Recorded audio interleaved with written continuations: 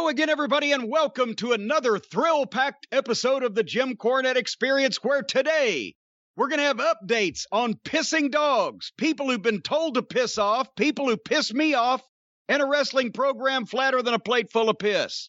And to join me, Hawaiian Brian, the podcasting lion, the king of the Arcadian Vanguard Podcast Network, Mr. Co-host to you. He's the podcaster that's full of piss and vinegar, the great Brian Last, everybody. Aloha, Jim. A pleasure to be here once again for another piss and vinegar kind of episode. What is the Hawaiian word for piss? Oh, in Hawaiian culture, it's a bad voodoo. It's bad mojo to say these words on the air. I could not repeat. Bad mojo, bad voodoo. I thought you would know that because of your extensive background in Hawaiian culture from that week-long vacation, and also because you sent me that wonderful gift. We're going to plug the book, 9 Nasty Words by John McWhorter, The History of Profanity in the English Language. I'm learning all kinds of stuff. I knew the words, but I never knew where they came from or come from or what... with their evolution. What are you laughing at? I didn't realize I unleashed a devil here. You know, like where they came from, come from. You're correcting yourself on the fly. You've unleashed a devil in disguise. But yeah, everybody needs to go out and get the book. And it's wonderful bedtime reading. It's a smaller sized book that you can easily hold right below your nose while you're laying there in bed, and it's just wonderful. I'm trying to do anything to fucking get in a good mood these days. What are you saying? I was going to say, I must admit, I got my copy and I started reading it. I said, oh, Jim will want this book. So I got you a copy. But you could probably understand when I see it, and you see what it's about. It's about the dirty words that are out there and where they come from and the actual origins of these words. And a fascinating look at down through the years from the Middle Ages and beyond, back in time, and Old English and etc. What types of words have been offensive in different ages? We went through the stuff where, a poo-poo in all of its forms was, pretty universally disgusting. But then the religious fanaticism took over in the Middle Ages, and it was what would make God mad. And then, certain words have crept into common usage enough that, well, they're not so bad anymore. But now we got the other ones that are focusing on hatred of people. So it's a constant evolution of smuttiness. Kind of came up with a good game show before. Would this make God mad? You could have like a little panel of religious experts. Would this make God mad? And you could, whatever this may be. I want to be the contestant. If it's like name that tune, I can make God mad in 3 words. I can make God mad in 2 words. Make God mad. What I was going to say before about the book, though, considering what it's about, these words, these filthy words to some people, when I read the book, when I started reading the book and I saw the name of the author, I thought, is this a fake name? John McWhorter? The fact that the word whore was in his name. No, the word whore is broken up by a T. It's not WHORETR. It's WHORTER. McWhorter. I'm looking at the book now. It appears you have a point. White and cool whip. John McWhorter. You say your H's before your W's. Well, fie upon you. What is that kind of statement supposed to mean? I just noticed it. What?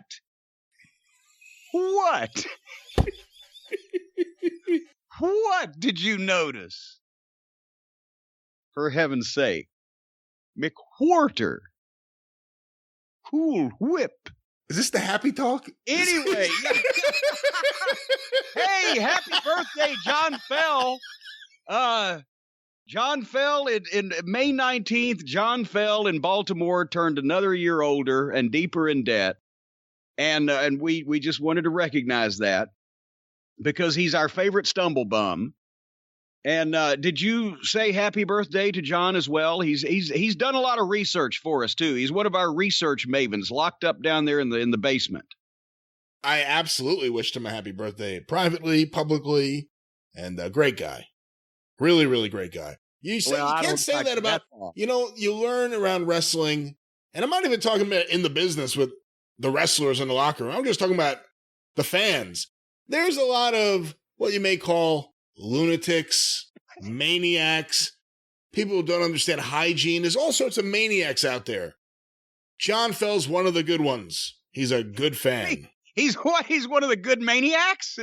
No, he showers, I think, and he's respectful and he's nice. I must have never noticed a deficiency in that area. So I guess, when I've been around him, I guess he does. But you just said there's a lot of maniacs out there. But John Fell's one of the good ones. He's a good maniac. Just watch how you phrase that. I had my first vaccination shot this past Tuesday. Did not turn into a werewolf. Nothing bad happened. Actually, got a wonderful night's sleep. I got it at 11 o'clock in the morning. By 12:30, I was already back here packing action figure boxes and signing figures, and I started yawning, and I couldn't stop yawning. And by 4:30, I said, I got to have something to eat and sit down, and did, and nodded off at 6 p.m. and woke up at 6 a.m. the next day. So it's a wonderful night's sleep for your first vaccination. That's what happened to me. But I didn't turn into a werewolf. And now, in 3 weeks, I get the other one. And you know what I was looking forward to, Brian? No, I do not. Well, why are you already saying it like I'm going into something? I'm already laughing. You're already laughing like I'm going into some kind of pre-prepared fucking bit when I'm actually about to spill my heart out to you and tell you what I actually legitimately, as a human being, coming out the other side of the tunnel of this pandemic, was looking forward to. Try to share a moment with you, a bonding as friends, and you're already guffawing and giggling and snickering and tittering like I'm doing some kind of thing. The one thing I was looking forward to was being able to relax going to the grocery store. Because I've already, here's the thing, we've mentioned this, but briefly. I've watched further and read further. The vaccine that I'm getting is 95% effective. That means 5 out of 100 times it's not effective in preventing you from getting this fucking illness, and it supposedly is effective as far as keeping you from dying. But I believe I've mentioned I ain't getting sick at this stage of my life. I got too many things to do and too little time left to do it to be monkeying around with any possible debilitating illnesses. But anyway, it's 95% effective, but I'm figuring I'm going to use this like I use my life insurance policy. I've got it, but I really don't want to use it. I don't want to. So I'm going to be insured. I'm going to be vaccinated, but I'm going to wear my gloves and my post office ninja outfit and my mask. Is that what we're calling it now? The post office ninja? Yes, because now that hot weather has come, I have the lightest weight, like warm-up, you can't call it a warm-up suit. It's one of those track suits. It's a matching jacket and pants, but it's very lightweight, but it's long sleeve, and it happens to be black with red accents. So with my black latex gloves and my black face mask, the post office ninja, I don't want to show any skin. I'm uncomfortable showing skin out there amongst these potentially contagious other living organisms. But anyway, I'm getting vaccinated. And I miss restaurants, but I'd already written off in my mind the idea of being comfortable mentally eating in an enclosed indoor space with strangers ever again in my life. But I was looking forward to being able to relax going to the grocery store because I've mentioned, yes, you can have things delivered, but also they substitute. And also I like to pick out my seafoods and my meats from the fishmonger and the meat gentleman.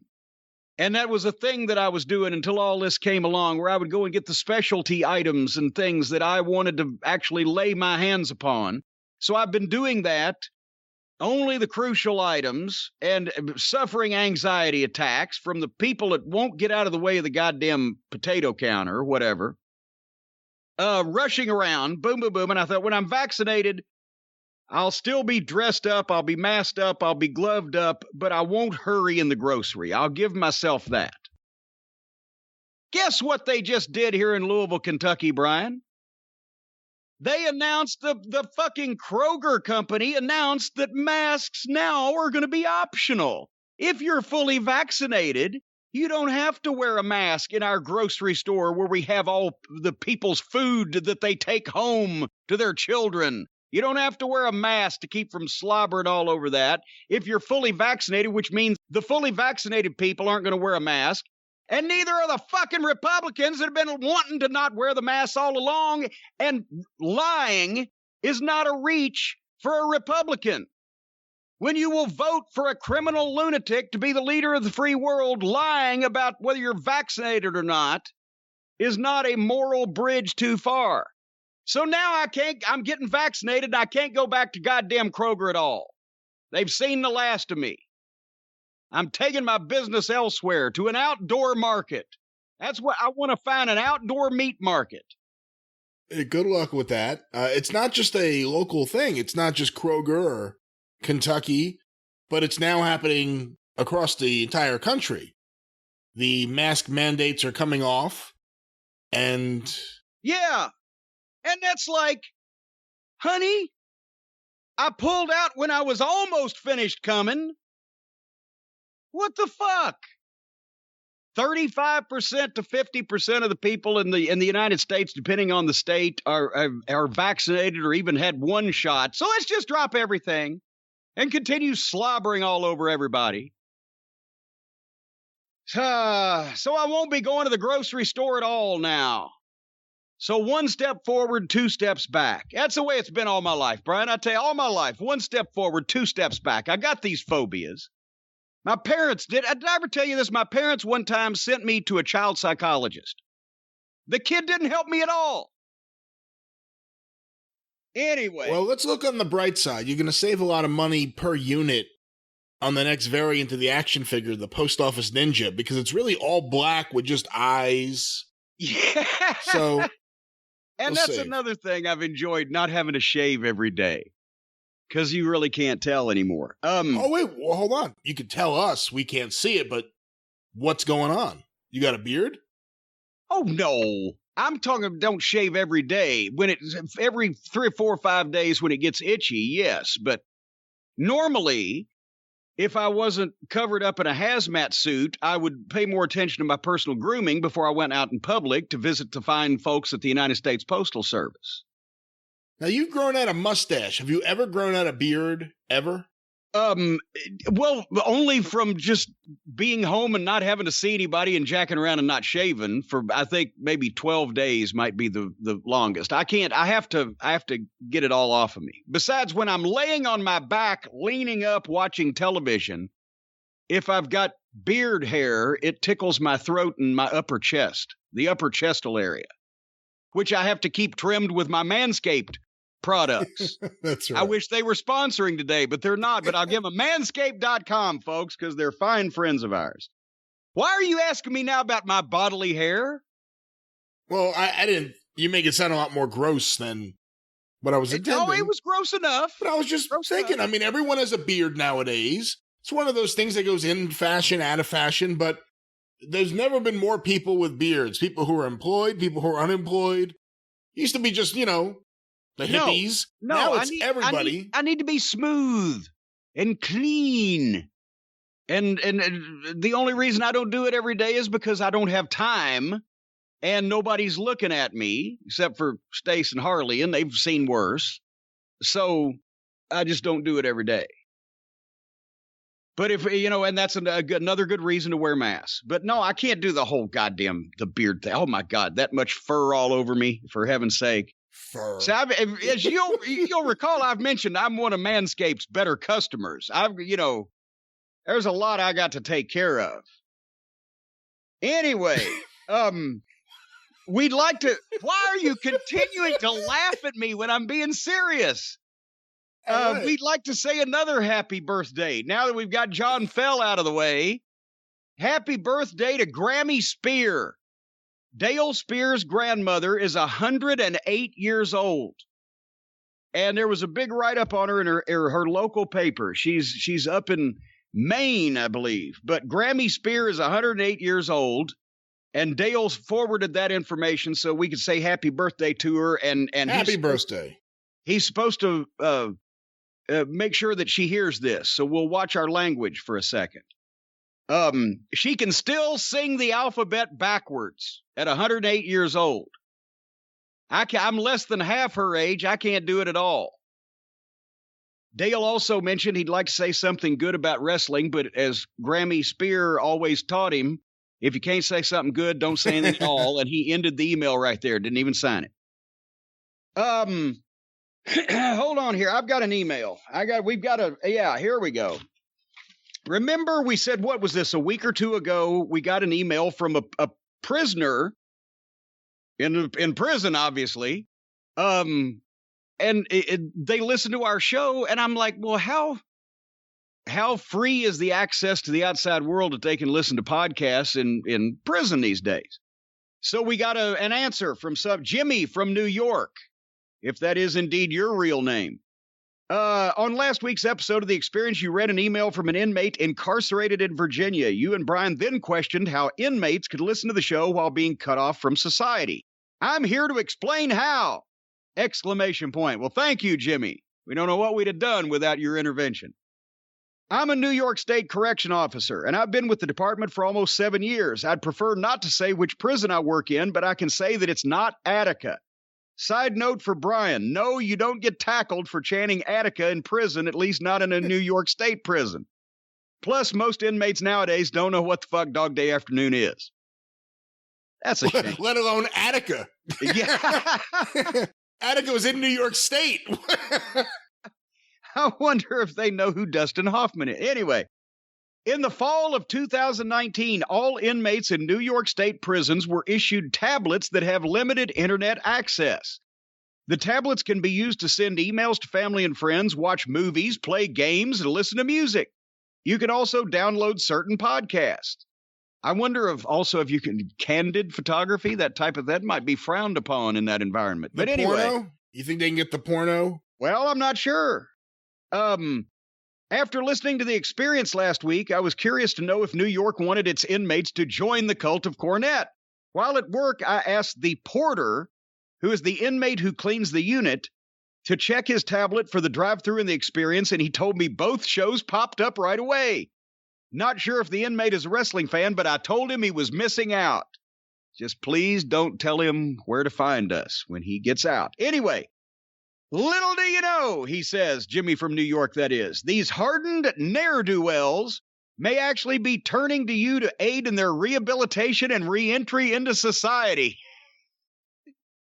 Brian, you think we're helping the unfortunate members of our United States penal systems rehabilitate their minds with this program? Yeah, I think so. I mean, we're giving them good ideas for when they get out. Yeah. Good mattress to get, good wrestling to watch, good food to eat. Yes, just don't narrow it down to where you can find either one of us. Anyway, Jimmy from New York continues. Lord knows I've used thank you, fuck you, bye more than a few times while interacting with society's finest, so I'm doing my part as well. At least that's what I tell myself. Thanks for the laughs and sparking my interest in real wrestling. A lot of the wrestling stories you tell are from before I was born, but they make me wish I was alive when wrestling was real. Thank you, Jimmy from New York, if that is indeed your real name. And also, we got an update on the pissing dog. Now, this was a couple weeks ago that I mentioned. The pissing dog, the dog that pissed. Brian, you're here for these shows, but are you present? That's what I want to know. A couple weeks ago, I read the email from Daniel, I believe it was, who had been dog sitting for Ben, his friend Ben. Oh, that's right. Yes. And what happened was, while one of Ben's most treasured possessions was the restraining order that old Shitstain took out on me, that I autographed for Ben, and he had it framed and hanging on his wall.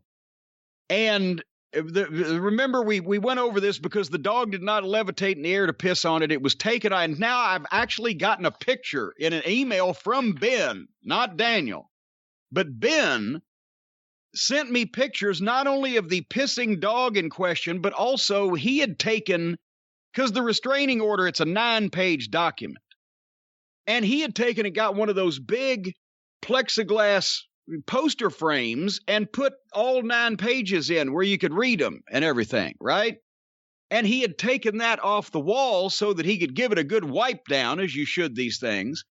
And that's when Daniel was baby dog sitting for Ben, Ben's dog pissed on Ben's restraining order that he had in the frame. And then I have picture documentation of all this now. And the puppy was actually, it's a 12-year-old husky, right?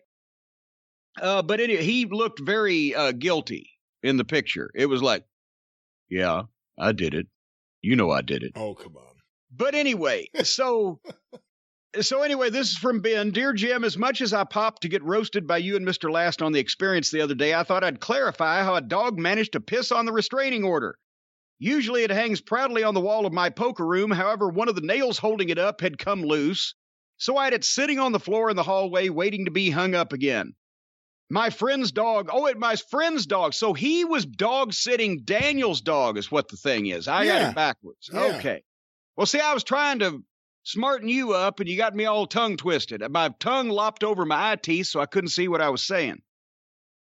But anyway, my friend's dog was at my house for a few days. I don't have a garden, so I was taking him out 4 times a day to the beach. Well, a dog gets to go to the beach. At some point, I must have left him a little while too long, and Wolfie, his name is Wolfie. At some point, I must have left him a while too long, is what he's trying to say, and Wolfie found the most devastating place to do his business. I've attached a photo of the restraining order and one of Wolfie 2 for you to enjoy. Well, these words were last heard when PG-13 broke up. Wolfie found the most devastating place to do his business. Actually, I think the last time they broke up, Jamie had found a pretty devastating place to do his business. But anyway, he closes with really enjoy the podcast. Thank you for taking the time to abuse me. It's a real dream come true. Well, Ben, we enjoyed the opportunity to heap abuse upon you. Yeah, and to be fair, usually it's Jim pissing on restraining orders, so we really can't be hypocrites here and go after the dog or you. All right, I've had time to actually watch the news here lately. Have you seen the news in a while, Brian? You know, I'm watching it less and less, and I'm very happy for that. Well, just a couple of updates. New York has now officially declared the investigation into the Trump Organization a criminal investigation. No longer just a persons of interest or civil investigation or whatever. Now a criminal investigation. I think the New York Attorney General and all the Manhattan District Attorney, everybody involved now, they're all working together. They're gonna make it so hot on what's his name, Weisselberg, old Trump's, the money man, the bag man, Alan Weisselberg. They're gonna make it so hot on. He's gonna never see his family again. He'll be in prison for so long because the fucking guy that's been in charge of the biggest criminal in the world's finances for the past 50 years. Has committed some crimes. And now that they've thankfully waved their arms and called attention to themselves, and they don't have the president of the United States blocking everything, they're going to chase all these fucking knuckleheads down, but they're going to put the heat on Weisselberg, and he's going to spill his guts about everything the family has done. And right before that they get to Donald himself, not Don Jr., not little douchebag von fuckface or Thurston shitbag III, his little brother, he's going to turn on the rest of the family and try to throw them to the wolves. And then finally they're going to pop Donald J. Trump with at least one felony that they can make stick and save the world, because that has to be the strategy now.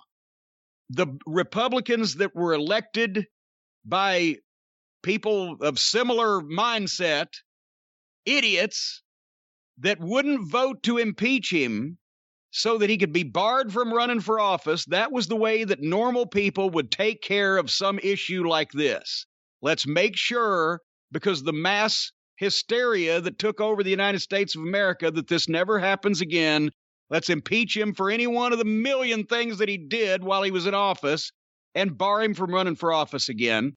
They couldn't get the Republicans to do that, to stand up for any right, justice at all, because they're afraid that all the fucking slope-headed, douchebag, knuckle-dragging, mouth-breathing Republican voters aren't going to vote for him anymore. So they were more concerned about their jobs than the well-being of the world. So now it's up to the criminal system. One felony. Just disqualify this fucking repugnant, lying, criminal piece of shit from ever running for office again, and we can get past all of this.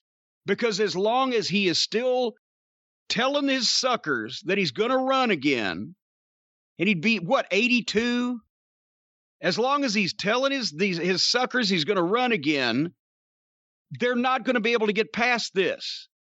And you know that the Republicans in Congress and the Senate, most of them, except the real Marjorie Taylor Greene type Trump sucker, they want to be rid of him too. They just can't say it out loud because they're never going to win another national election with this fucking lunatic hanging over their heads. Even all the Republicans can't even agree on it. All the Democrats can agree on one thing. This motherfucker's never going to be president again.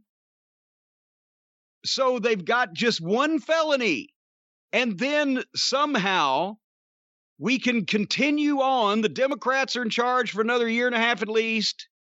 We can continue on and get some things done. And maybe the Republicans can gather pick their turds up by the cleanest end they can find and attempt to resemble a political party again instead of a bunch of fucking conspiracy nuts. But as long as this fucking lunatic is telling people he's going to run again, they can't ever get rid of him. And they're never going to get anywhere with him again, thankfully. We've seen that fucking movie. Anyway, and the Republicans are now trying to block a commission to investigate the January 6th insurrection at the Capitol so they don't get caught, because they were part of it. And they egged it on by not telling Donnie that he was a lying dipshit. And not telling the rest of the world that Donnie was a lying dipshit. So they don't want any more discussion of that whole thing, because it was their fault too.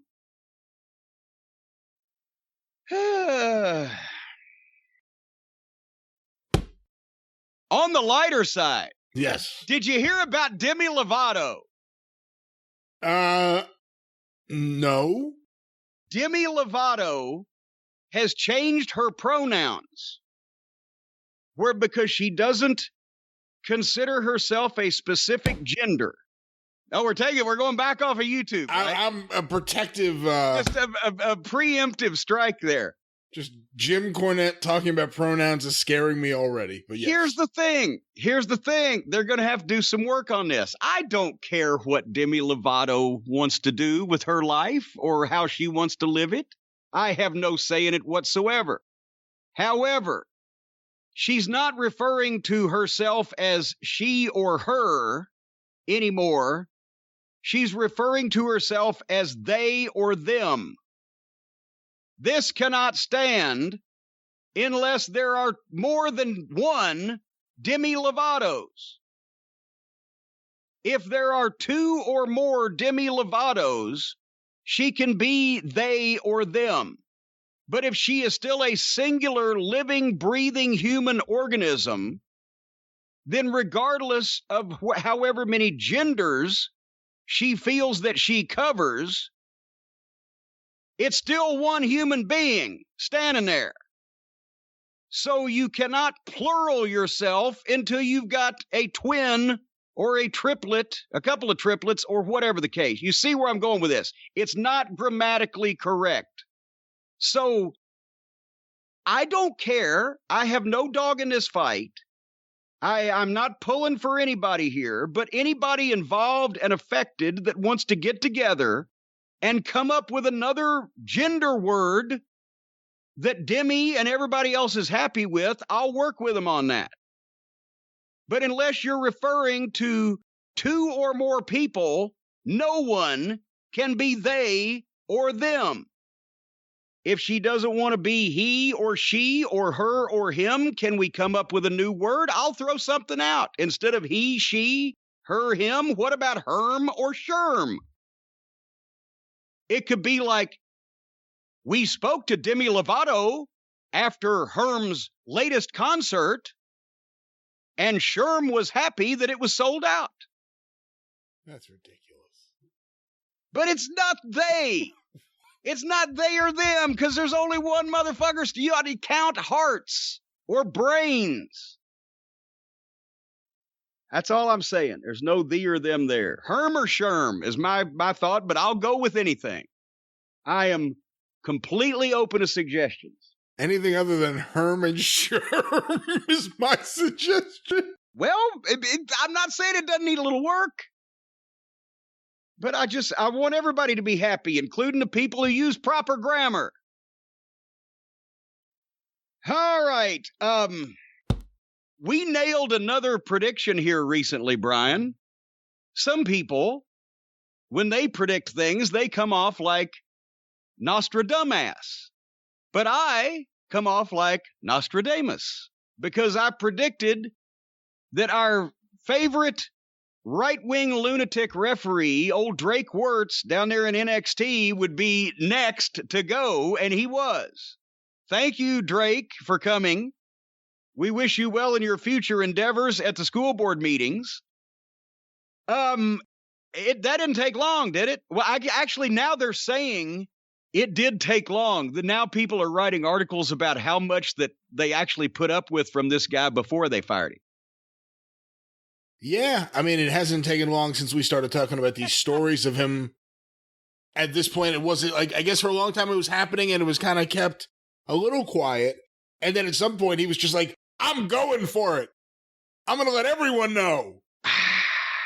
I'm going to predict right now, I'm predicting again, he's going to be in the news again soon. And I still think he's going to be in the newspaper for regular reasons, not wrestling website reasons. And for those of you who haven't followed this, folks, we'll just recap briefly. For the past 7 years, apparently this referee, Drake Wirtz, who we once thought was actually on television in blackface, and this was before we knew anything about him personally, come to find out he's just a really obsessive tanner, apparently, like everything else that he's obsessive about. But this guy apparently started out in the wrestling business as a garbage deathmatch wrestler and had issues. Well, wow, who's ever heard of a garbage deathmatch wrestler having those issues? And he, as a result of getting over that, replaced his other addictions with a religious addiction, and now has gone completely fucking mental as a Trump sucker, a right-wing, anti-science, pedophile, conspiracy QAnon nut who has made news in the past few weeks for, among other things, showing up in all these city commission and school board meetings in Orlando in his NXT garb, or zooming in from the performance center, or skipping a TV taping to go and cut a wrestling promo on the county commissioners. And now he's like any other fucking no job, overtanned school board meeting going right-wing Florida fuckwit. He is unemployed. And I'd like to think that us calling attention to the fact that this guy is a fucking hostage situation waiting to happen might have done a little bit, but he apparently seems to have been calling enough attention to himself, including they've said that he's actually been browbeating some of the other talent that gets vaccinated or even gets a flu shot. He refused to wear masks when he was working in the performance center and setting up the ring right before one of their big outbreaks they had. And did I hear this right? He stormed out of a Triple H speech because he didn't like the idea that they should be tolerant of all religions instead of just the one bullshit one that he's convinced is true. He walked out on a Triple H meeting noticeably. I don't know if it's the same story. I think it was, but I read that he walked out on a Triple H meeting, and from what I read also, he was bothered by Black Lives Matter, and he was insisting on all lives matter, which didn't really help the issue. What'd they say about 10 or 12 of the talents were uncomfortable with him refereeing them, being around them, breathing their same airspace? I don't blame him. Did he not know? How the fuck did he not know that this was going to take place? When you are actually in your official garb making political statements at political meetings or blowing off your official job to go to these same meetings and, stir up 15 fucking trailer park Trump dwellers in the audience with your nonsense. Because now we're hearing he's calling around, and not in a fit of pique, but in a fit of desperation. Please book me. Hey, he's having a mental breakdown in public.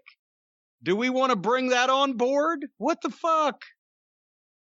That's the thing, that he thought this was acceptable and nothing would happen. Either that or he was willing to just sacrifice his job. He didn't care. But when I saw that promo he cut at that school board meeting, there's something much deeper. There's something going on deep inside this guy. Well, they said that there's been people concerned over his behavior, but the Trump thing, yeah, it's Florida. So there's a bunch of those down there, right? Way too fucking many. But when he is in the middle of a pandemic suggesting you take the masks off the kids because it'll be harder for the pedophiles to snatch them, this is the kind of guy that snaps one day and takes a gun to the basement of the pizza parlor where he's read on the internet that Hillary Clinton is selling kids 3 for $1, or goes to some abortion clinic to save the little children's lives from the evil baby-eating abortionists and takes a fucking explosive device with him. This is fanatical fucking behavior, and somebody needs to be keeping an eye on him. It seems to me he trades one bad habit for another throughout his fucking life, and it may be coming to the fucking head as he loses more grip on reality. But God solves everything. You just get people addicted to God and they have no more troubles from then on out, except for the entire world having troubles because the people have still been addicted to God for 2,000 years. There were other releases. I'd like to go over them, but I've never heard of any of those people, except for an old friend of ours. Brian, you actually were more annoyed with this guy than I was, because I just hated the lighting treatment that they used whenever he wrestled. But the Velveteen Dream has apparently been released also. And he went from the penthouse to the outhouse fairly quick, didn't he? He did. It's one of the good things that's changed with society. That typically happens when anyone uncovers text messages or photos or anything else being sent to someone underage. I thought they investigated all that and found out there wasn't anything to it. They did investigate it. I believe Jameson was the head investigator for WWE. And folks, that is an album cut. It's really deep, but it's funny. If you're just 40 something at least and you knew that history. No, I read a thing last year sometime. Triple H said they investigated and found there was nothing to it, but he'd gotten in a car wreck at the same time. And so that's why they took him off television. Did he ever come back television? What was he in did he run off the rim of the Grand Canyon in that car wreck? We haven't seen him since. Yeah, if Triple H is running the investigation, I've seen how he negotiates for memorabilia. I don't know how I feel about that right now. But he had a car accident. I think he came back. I believe the last few times you and I saw him on TV, he was like screeching like a girl while he got beaten down. Well, no, he was, obviously, I think we said it at the time, he was overworked. He was working so hard. He was trying to show somebody, hey, I'll do anything. I'm going to work my ass off. I'm fucking taking these bumps. I'm selling. I'm overselling. He had to know that was potentially his last chance. but I mean, I didn't like the lighting and the it was so dark and just I wasn't just a fan of that whole treatment from the start. But we weren't watching the show when they were really pushing him like he's going to be the next fucking big thing. Was he any better at the start? Did he get worse? Did they dumb him down from something, or was it just that was what he was doing and then he wasn't doing it anymore? From what I've heard, charismatic, size, athletic, but maybe not understanding how to put him together in the ring. Well, there you go. Anyway, we do wish him well. Now, he can't be the Velveteen Dream. No, now he's going to be the Ovaltine Dream. Well, now think of him. Do you really want him to have the initials OD in the wrestling business? But here's the thing. Well, the Big Show came out with a T-shirt, "No More BS." Do you think if they bring him over there, he'll have a T-shirt that says "No More VD"? I'm just wondering. Where do you think he's going to go from here, Brian?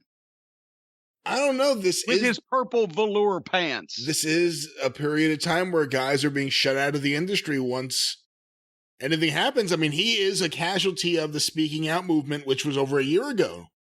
You know, Joey Ryan and what was the name of the other guy? David Starr. We never heard a peep out of that guy ever again. Oh, he loved to talk to people and let them know how they should modify their behavior, that David Starr, until we found out he was a fucking creep. Well, it didn't take me very long to find out. My point is, there are guys. Oh, I'm sorry. Go ahead. I'm sorry. I'm just going. It didn't take me long to realize he was a creep, but everybody else was lagging on it. But it took him a while. But no, we don't hear from those because they actually did something wrong. Son of a gun. Imagine that. So who's going to book Velveteen Dream or whatever his name is, the Ovaltine Dream or VD, the VD Express? The VD. Who's going to book the VD Express to come to their arena and facility with action? Oh. AEW ain't bringing him in. Maybe Mexico. Now, was this... No one's bringing him to Japan. Well, refresh me again. Was this one of those deals where, like, he was 19 years old and the other kid was 17, or... No, I think it was a bigger age difference, and I think those words may have been used. Refresh me again. That may have been used in the text messages between him and the alleged minor. Again, I don't have it in front of me. This wasn't something back in their past when they were all just young, dumb kids. No, I don't think so. I wasn't like, oh, no, Tracy showed me the license and said she was 24. I believed it. It wasn't that. It wasn't that. Wait a minute. Are you trying to insinuate that some people would have phony driver's licenses or identifications to give the people the appearance that they're older than they actually are? That's terrible. I was specifically referring to Tracy Lords, who, of course, famously was a major porn star, a star of Penthouse magazine, and then uncovered to be underage, and everything changed except in the Observer Readers page where people were still advertising Tracy Lord videos for fucking years. But anyway. Back in simpler times when he had the Readers page and then for people who already had some of those items that were out there at the time that were legal at the time, well, there was no reason for people like that to get rid of those items. They just weren't being resold. Anyway, where were we going with this? I don't know where you were just going, but I believe we were talking about the Velveteen Dream or the former Velveteen Dream, the Velvet Man. I mean, what is he going to call himself if he continues in wrestling? And quite frankly, what else is he going to do? He'll switch from velvet to felt. And actually, that was one of the first heel fucking comebacks that I ever made that almost got me kicked out of somewhere before I even got into business. I was at a White Castle over here on Westport Road at like midnight when I was 17 years old. And I'm placing my order. And the girl behind the counter, she had her name tag on. And guess what her name was? Her name was Velvet. And I said, "Your name is Velvet?" And she said, "Yes." I said, "Have you ever been felt?" And she didn't like that. Anyway, so there you have it, folks. We'll figure out where he goes next. I'm sure that the folks at All Petite Wrestling would love to welcome him in, because he can wear a purple Mickey Mouse shirt, and Bluto can wear the pink Minnie Mouse shirt, and he'll just fit right in the land of misfit toys. Well, we'll talk about it later, but we've seen an all-new Bluto the last few weeks. Actually, that's true. I may have to actually say something nice about him here in a minute. Here's something that's really nice. Let me get this out of the way. Almost half of the international orders have been shipped out, folks. If you're a Cornette's Collectibles customer for action figures from the Action Figure Armageddon almost 2 months ago, and the rest of the international orders will be shipped out by the end of the month, which is basically about a week from now by the time you hear this. And I thank everyone for their patience while I got this all out. It was somewhat logistically challenging. I couldn't even put all of the action figures in my garage at the same time. So figures had to be sending them up in shipments, and the packing materials, and et cetera, but I've signed them. They're all shipping. It's almost over.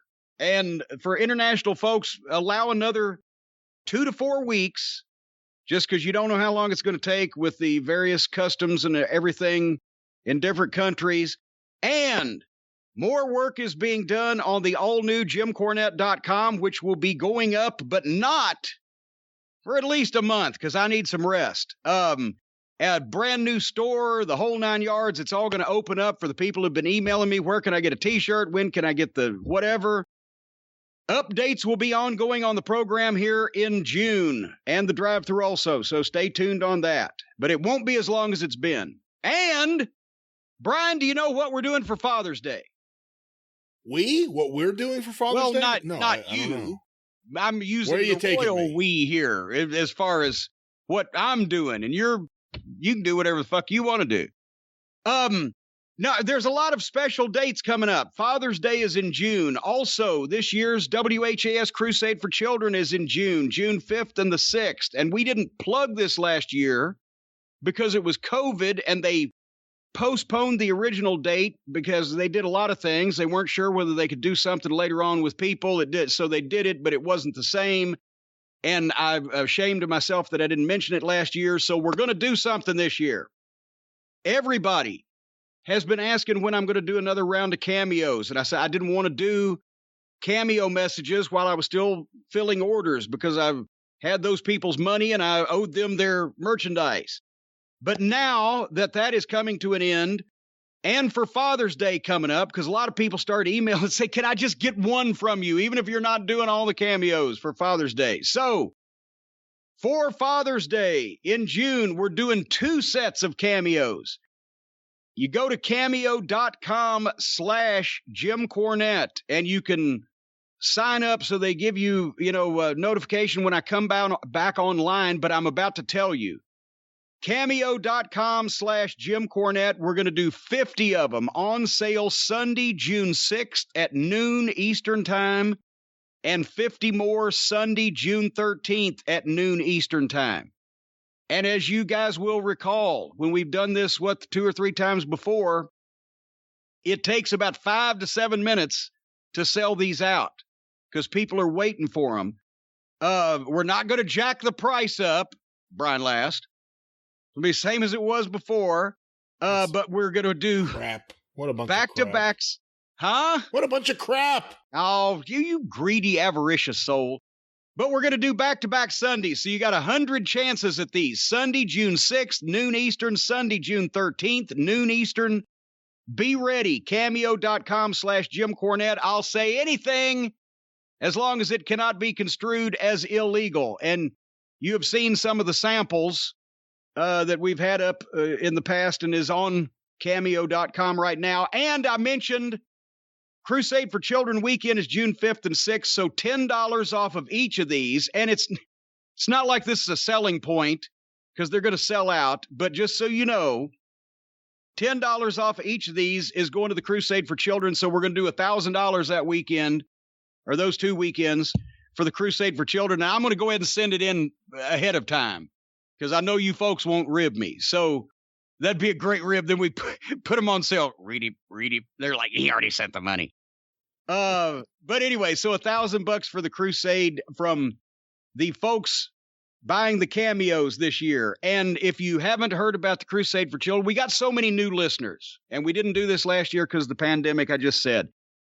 The WHAS Crusade for Children is the oldest and largest local fundraising effort of its kind in the United States since the mid-1950s. One weekend a year, WHAS radio and television, they used to be the CBS affiliate. Now in modern times, they're ABC, but they sacrifice like 36 hours or more of their network programming to broadcast this telethon. Everybody in town takes part. All the fire departments are out with roadblocks collecting. People leave the Crusade money in their wills. It's been going on for so long, for, almost 70 years or whatever. Kids do lemonade stands. Everything from pennies to millions of dollars are bequeathed. So if you feel it in your heart and want to help the special needs kids of Kentucky and Southern Indiana, WHAS Crusade for Children, June 5th and 6th, and you can go to crusadeforchildren.org, I believe it is, and read more about it at least, because here's the thing. Can you imagine what would happen, Brian, if every city in the country did something like this? Because they raise here in Louisville and Southern Indiana, right? Of course, it's grown in reach now where it's all into Southern or Central Kentucky, but they raise $5 to $7 million each year, and it all goes 100%. They have endowment funds now and everything, and people have been donating their time and effort for so long here in this community over this now. It's established. If every city in the country did this and just duplicated Louisville's success, because I know for every Louisville there may be a Bucksnort, Tennessee, but there's also New York, Chicago, LA. Can you imagine doing something like this in New York or Los Angeles? The money you could bring in if you got people involved like they are. Because literally every fire department in a fucking 80 county radius is involved. Every church, most businesses. This is a big thing. You could do something like this in every town once a year, and you would raise literally billions of dollars for handicapped kids. I don't know why this hasn't spread. Do you? I'm not exactly sure. Obviously, there are different telethons in different places throughout the country. We have the Chabad telethon here in New York for... You got the what? It's I think it's... Actually, I don't even know if it's for Jewish charity or what exactly it is, but we have the dancing rabbis, and it's a lot of fun. Now, wait, the dancing rabbis? Yes, the dancing rabbis. There are a bunch of rabbis that come out, and they don't dance to modern songs. They dance to, I don't even know what you call it, traditional Friday night services songs. Wait a minute. I have just talked about a 70-year-old fundraising effort that raises millions of dollars a year in this community and involves everybody in the better part of a 80 county radius, engaged in concerted effort to help special needs kids. And you come back with, well, New York has the dancing rabbis. You're crusading for children. We have crusading rabbis. What about Crusader Rabbit? One other a note, Jim, we want to mention is that several people want their cameos to be private, and of course we respect that and honor that, but for those of you who don't want them to be private, we're also, as a bonus, going to put them on the YouTube channel. Well, and the reason for that is some weasel. See, somebody's got to ruin it for everybody. Some weasel tried to make a channel out of all the cameos that I was doing for people. And I appreciate everyone's support and anybody who's a fan of ours, etc. But don't put stuff up that we're actually doing on your own channel. That's just a hint. But there apparently is a large demand to see me talk ill of people that other people don't know, because some of the cameos that I was doing we're getting 6, 8, 10,000 views on YouTube just about somebody else. So we're gonna collect them all and collate them all and put them all up where you know where to come to see Jim Cornette, the official Jim Cornette YouTube channel. But you can still make them private if you want me to say something about, your fucking hysterectomy you had last week or whatever. Those things can be private. Who's requesting that? We got 3 hysterectomy requests last time. They all requested that I have them, though. So that's... Say, the way you're talking to me today, you must think I'm nuts or something. Indeed. Of course. I thought that was a given. Everyone thinks you're nuts. No, but that's a good thing nowadays. That's not a given. That's a transition, a segue even, folks. If you're nuts, like I'm nuts, and Brian's nuts about nuts.com, then we're all going to get along. I've got an email here from a listener, Anthony, from Baton Rouge. Dear Jim, I'll keep this short. Thank you, Anthony. After hearing their debuting sponsor segment on this past week's drive-thru, I immediately went over to the nuts.com website because you guys were making it sound incredible. I just want to thank you guys for hipping me to this company. Anthony's one of the young kids out there. I immediately started building my own custom trail mix with dried blueberries, butter toffee mixed nuts, toasted coconut, Reese's Pieces, and chocolate-covered sunflower seeds. It arrived last night, and I can't put the stuff down. I've tried out a number of sponsors over the years in part to help out the show, but even after one order, I'm a lifetime nut for nuts.com. There you have it. Customer testimonial here, folks. We're all going nuts over the folks at nuts.com. I like the white chocolate toffee cashews. As I've mentioned, I ate the whole bag to my head all by myself. And Brian, you cannot stop raving about the raw, organic, roasted, salted, candied nuts, dried strawberries, custom trail mix, healthy nuts, dried fruit, flour, grains, kid family friendly snacks, and all that type of stuff at nuts.com. It's just nuts. I'm not going to lie. We only approve sponsors we actually like and would want to use for the most part. And with nuts.com, I yesterday got my 3rd reorder already. And by the way, it gets to me because they have different places they ship from.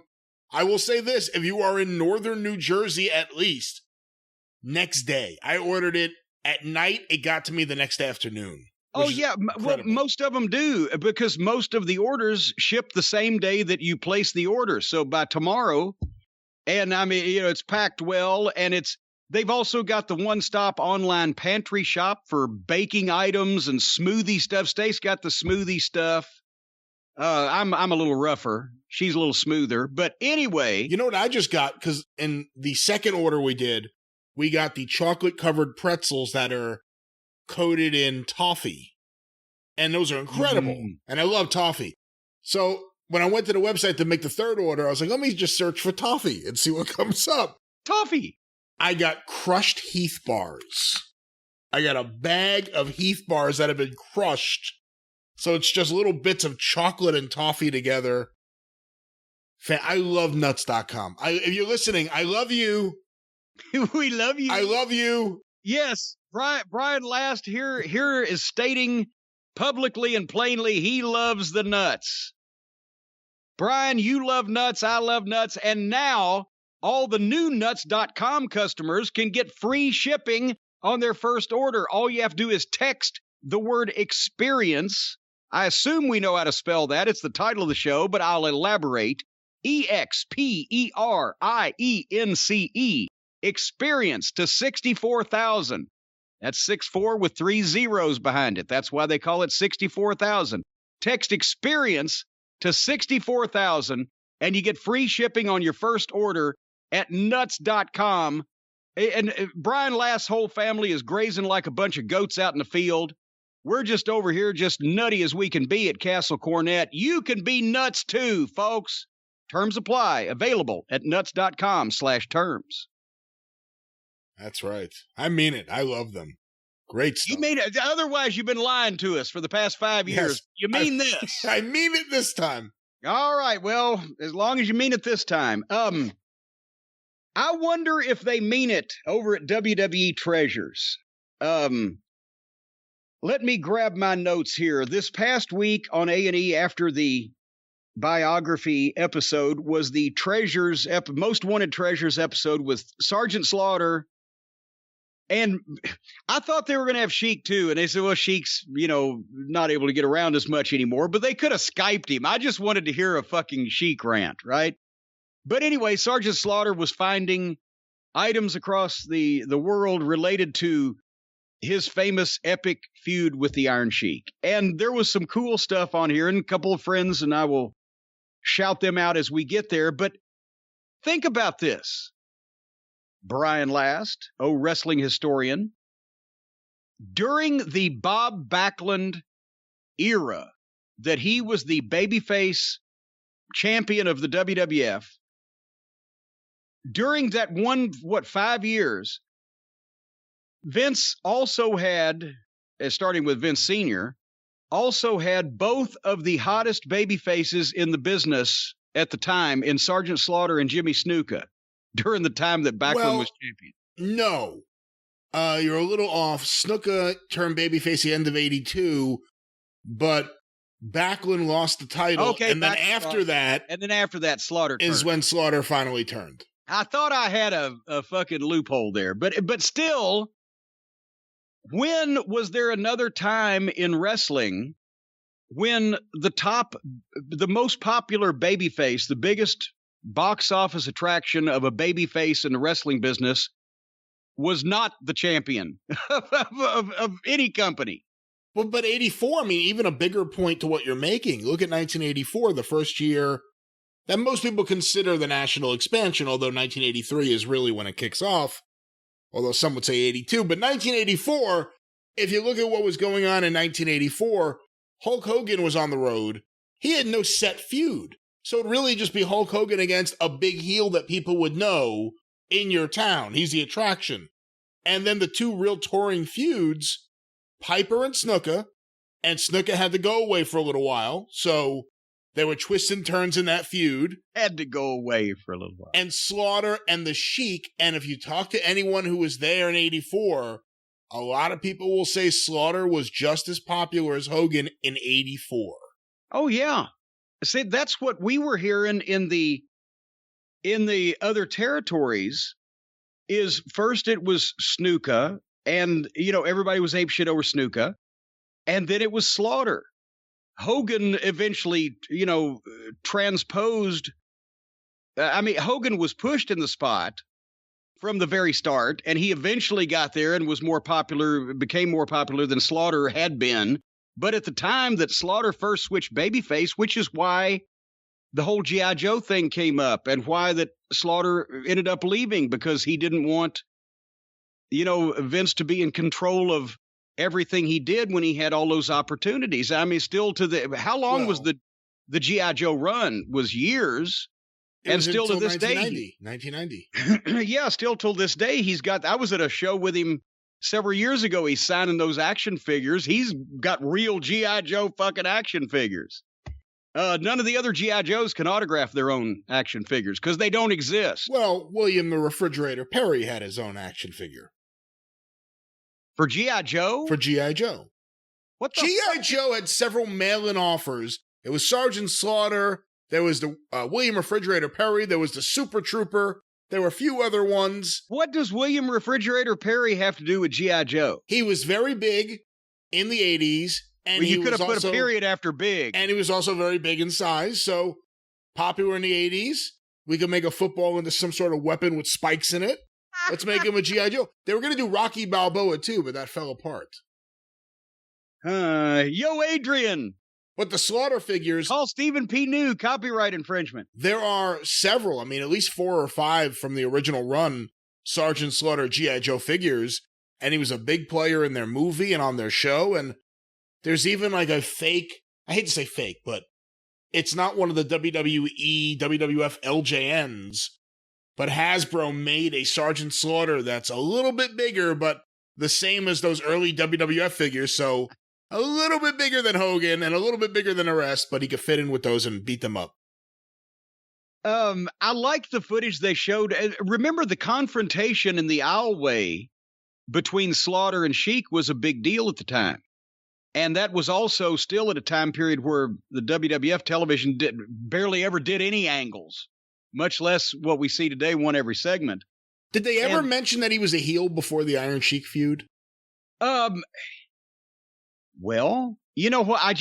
That's one of those things that I knew and I assumed. And if they did spell it out, I don't know, but they may not have spelled it out. But yeah, he was, obviously that was back when people could actually turn from heel to babyface or babyface to heel, and it was shocking. So he had been a heel, but he wasn't going to put up with that. I mean, this was not revolutionary booking. To be honest, I'm not saying it wasn't a huge thing. I just said it was a huge thing, and it got over like crazy, and it drew, but it wasn't a earth-shaking moment of booking to have a guy who had a military background, even if he was a heel, be offended by the machinations and gesticulations and statements of a foreign, American, anti-American menace. And Ayatollah Blassie. I mean, they did the same thing with Dutch Mantell when Dutch was a heel in Memphis. And there was Tojo Yamamoto managing Atsushi Onita, Mr. Onita, and Masafuchi in 1981 in Memphis. And I can't remember who they got on, and they fucking beat shit out of him and busted him open, the baby face, and beat him with the Japanese flag that they were waving, whatever. And out comes Dutch, who's been a heel, slides in, makes a hell of a comeback, and cuts the promo and says, I don't care what's gone on in the past. I'm not going to see that take place when I laid in that rat-infested jungle in Vietnam for 11 months and 27 days to defend this country and blah, blah, blah. And he just transferred Vietnam to Japan. And now Dutch is a babyface, and the people are going fucking crazy. Yes, and also everybody in the territory remembered how long Dutch laid in that rat-infested jungle. He didn't say a year. He said 11 months and 27 days. And that was 40 years ago, and I can still remember it. But anyway, it was a big fucking deal. Slaughter turns babyface. The confrontation with the Iron Sheik. This was still at a point in time where they were having grudge wrestling matches and could get juice willy-nilly with abandon. And Sheik loved, because the Sheik at that point in time was borrowing a lot more from the original Sheik than Ali Vaziri did. When he was a rookie. And I remember one night he worked with Ron Bass in the Louisville Gardens, and he pulled out a cake spreading knife. I don't know what you call it, but you know those things that you spread icing on cakes with? Yeah. He pulled that out. He'd gotten it from the concession stand, I guess, or something, and pulled it out of his boot. And thing is, it's not sharp, but it looked like a butcher knife from second row ringside and back.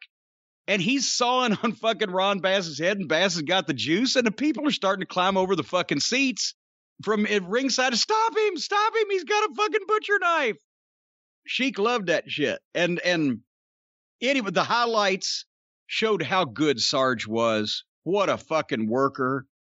What a big man worker, but just an athletic worker, and the bumps that he could take, and the body language that he had, especially when they showed the clip. But I was there when he came back and had the match on Raw, I guess it was, with Helmsley, and they showed some footage of that. And yes, Helmsley looked great. He had a wonderful physique, and he was a good worker even then, but you could tell he was going to school with Sergeant Slaughter, with the body language and the way Sarge sold and etc.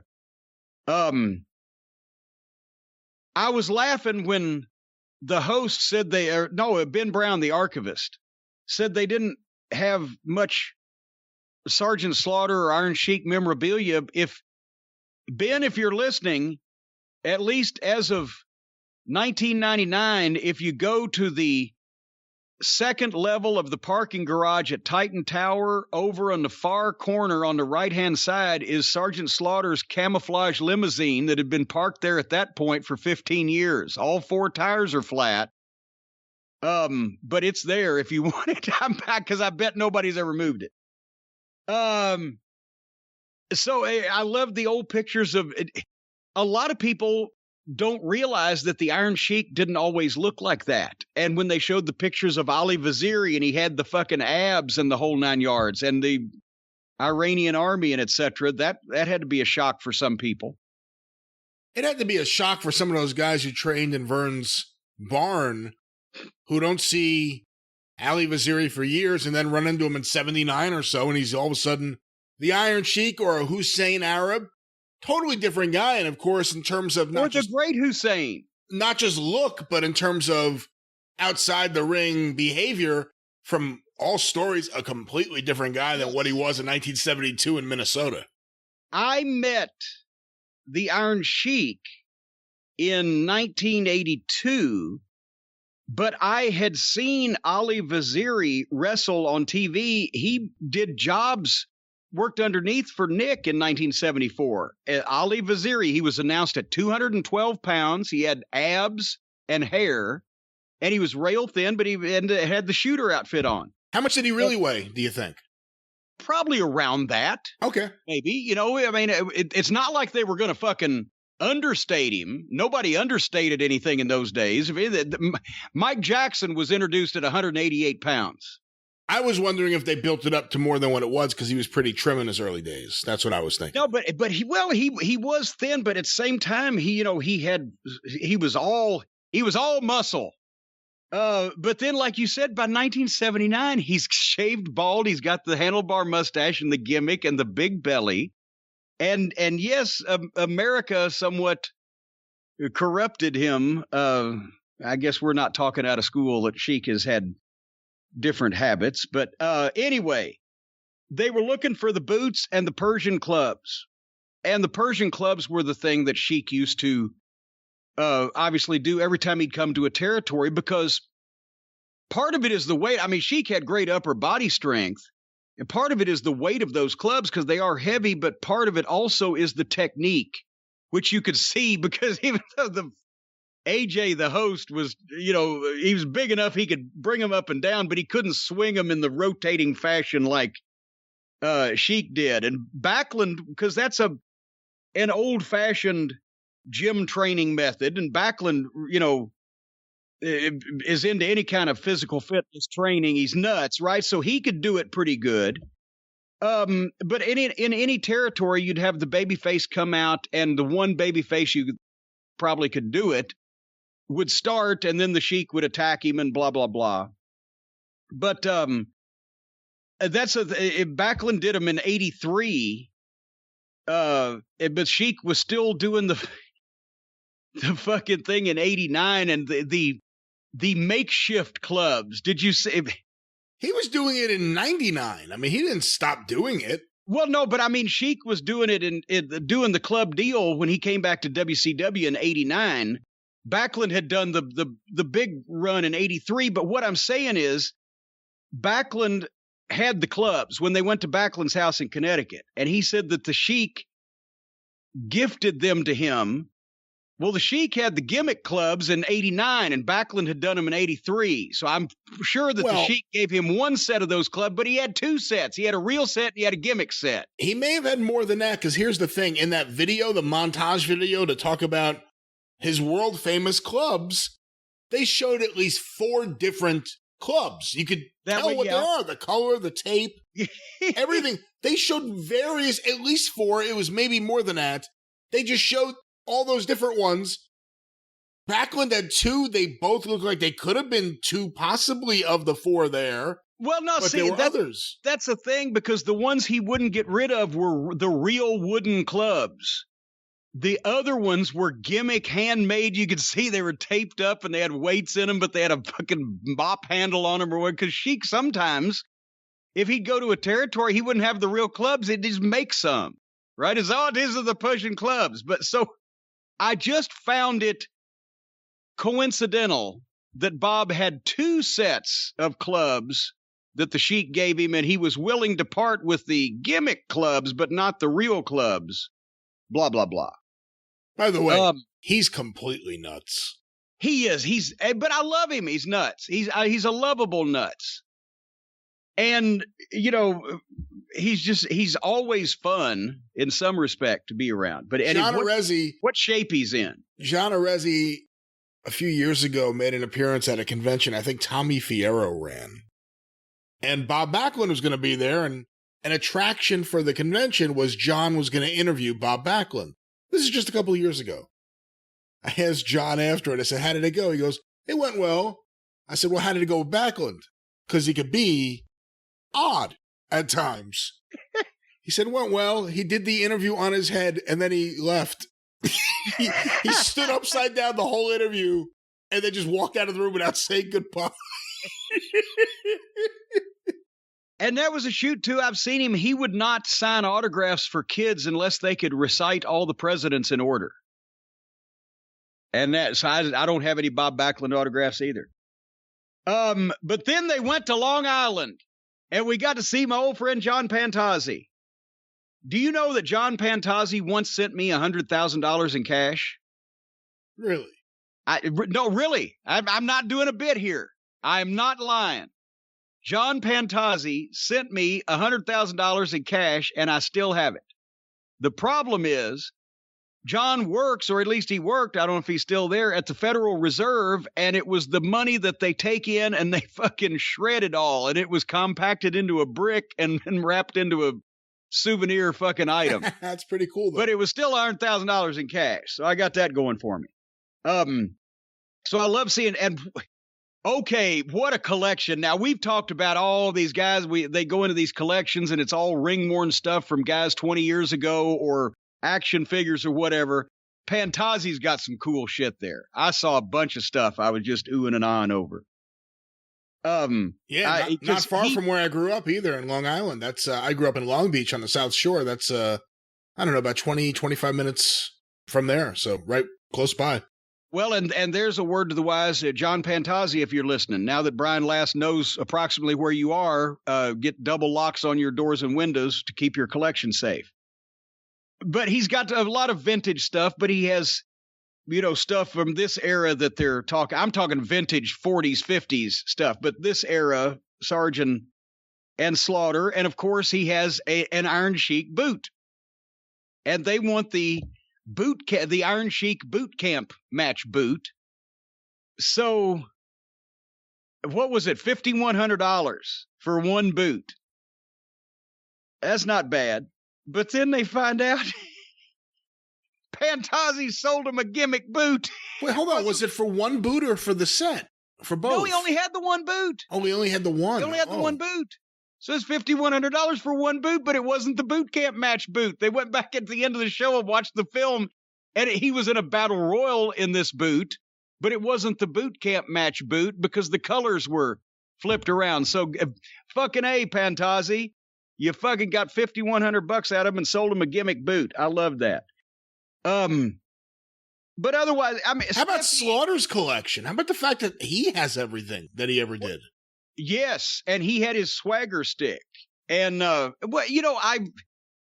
of these days, the guys that want to sell some of their stuff, a lot of these treasures are going to open up, including me when I die 30 or 40 years from now. But the only thing that bugged me about this show was now Stephanie has to say these characters when referring to people, and now Sarge is saying the word character too because he's been around them so long. But otherwise than that, I enjoyed this just because it was older stuff than what they've been looking for. I don't know. Did anything stand out to you? I enjoyed it. I mean, it's fun. It's obviously set up in a lot of ways. They're looking for the boots. They're looking for his whip. They're looking for his hat.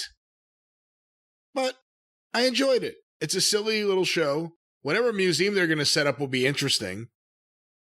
And it really makes Triple H seem like a nice guy. And that's the most important part. And Stephanie's creepy as hell when the show opens up. She's like, whatever she says, have you heard of this guy? Or whatever it is. Yeah. And they go, and then you can tell Triple H just want to be there. How about him? And they go to the next thing. But she, I don't know, very creepy. She's always spoken well of you. Oh. It's because I have a big cock. Where the fuck did that come from? What the...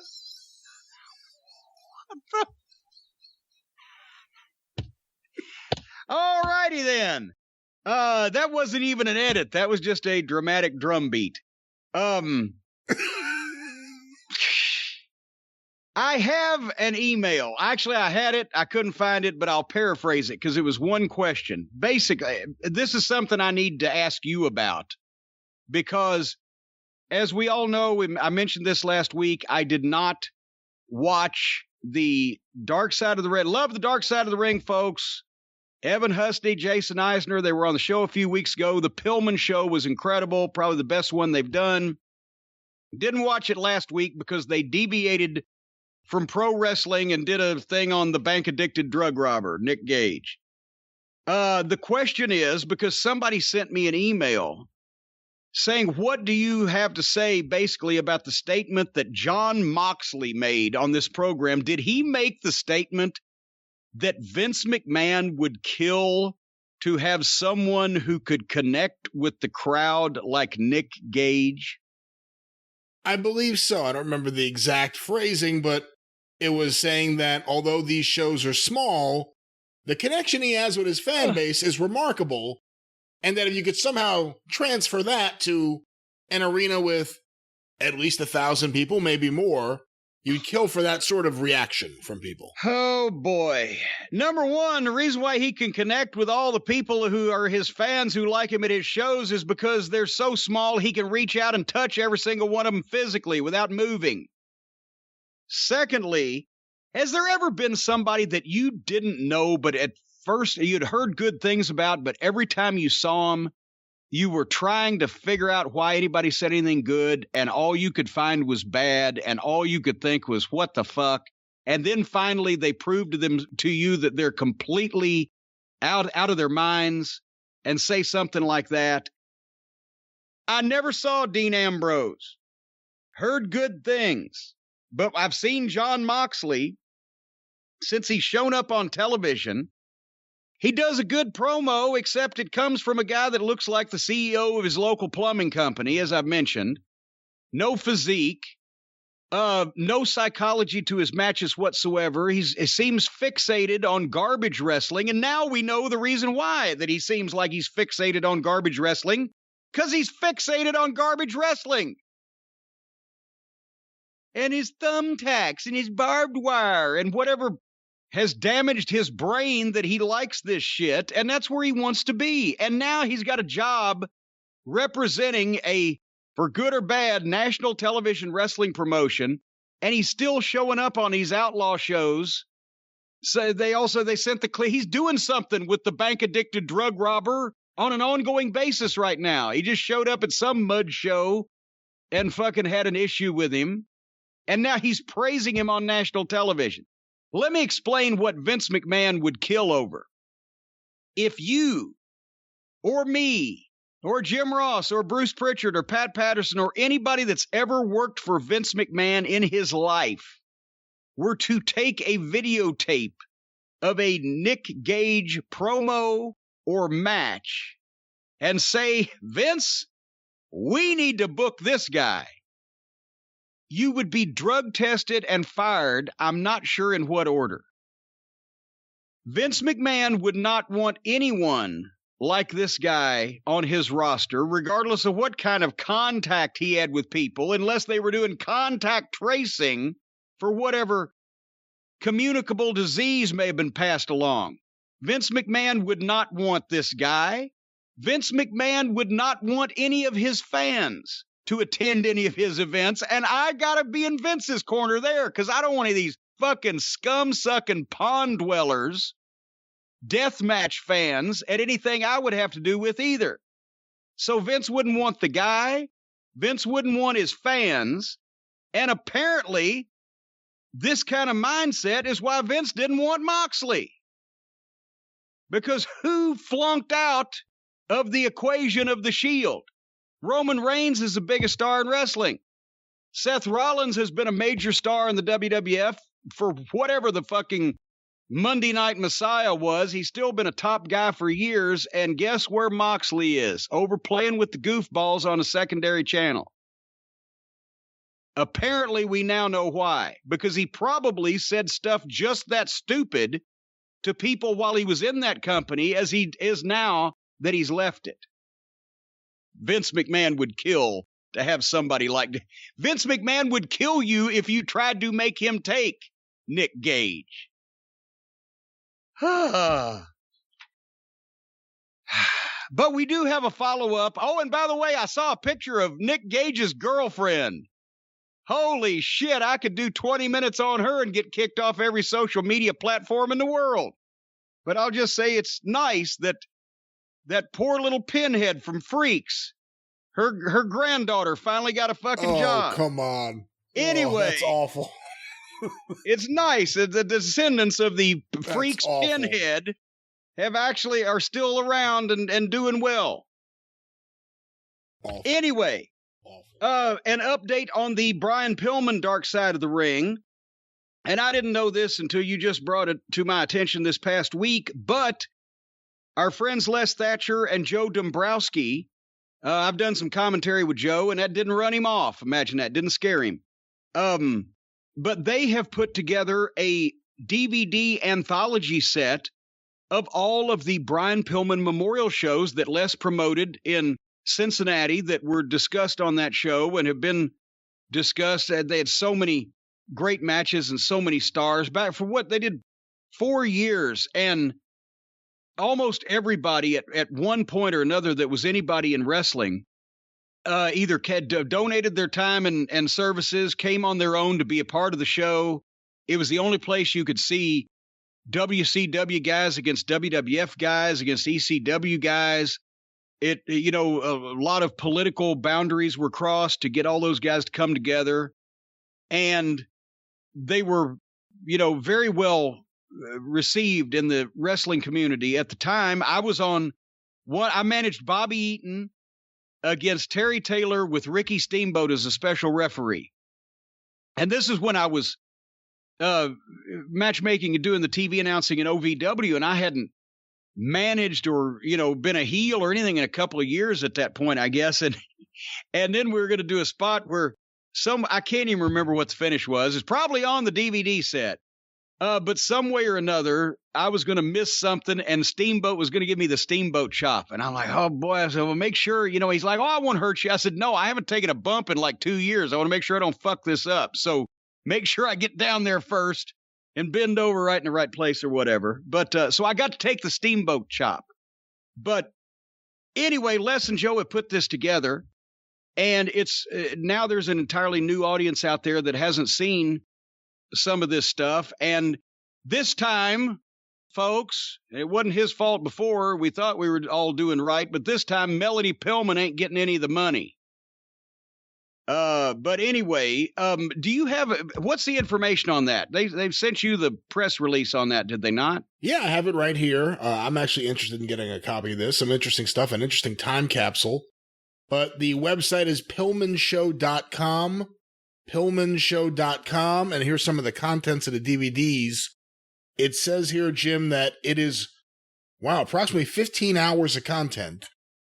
From 98, with Steve Austin making a special appearance, Chris Jericho versus Chris Benoit, and Al Snow versus Chris Candido with Tammy Sitch. Pillman 99. Wow, look at this show. Rey Mysterio Jr. and Conan versus Dean Malenko and Chris Benoit.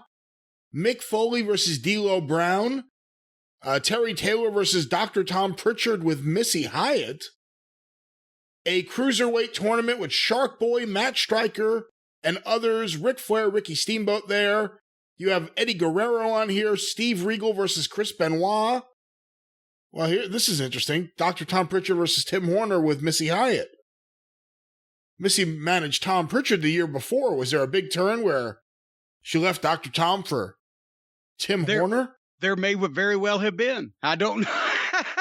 Well, there's all that and so much more. DVD set and find out. Yeah, and there's bonus features, including the pre-show matches from 2000 and 2001 with rookies John Cena versus Randy Orton one-on-one, both rookies, plus Nigel McGuinness, the Haas brothers, and As a matter of fact, I think that was the first Cena and Orton match because they had not wrestled as of yet in OVW, I don't think. Wow, so that's actually pretty interesting. You think that may be the very first Cena versus Orton match? I'm trying to remember. We'll have to check with Dombrowski on that. He's an egghead for stuff like that. Well, there's lots of great content there, and Brian Pillman's on a lot of people's minds. This is a really great DVD set. Check it out today. Once again, PillmanShow.com for this Brian Pillman Memorial Show DVD set.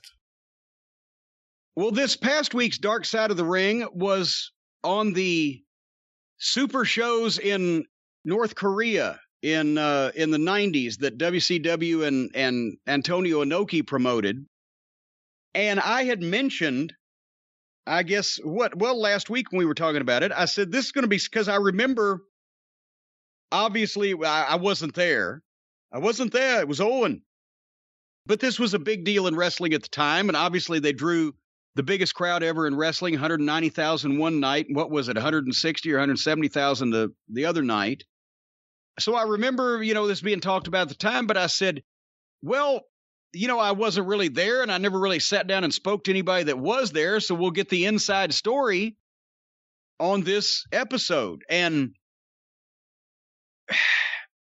try as they might, Jason and Evan tried to get to the story, and I think we found out that there wasn't much more of a story there. If one of the boys had been kidnapped and never seen again, this would have been one of the greatest episodes of the program ever. But everybody came back. Nobody was actually detained, tortured, roughed up, had diehard car batteries hooked up to their nipples or gonads. And the worst violence was between Too Cold Scorpio and Road Warrior Hawk. I thought we were going to find out some things we didn't know, and apparently there are no things that we don't know to find out.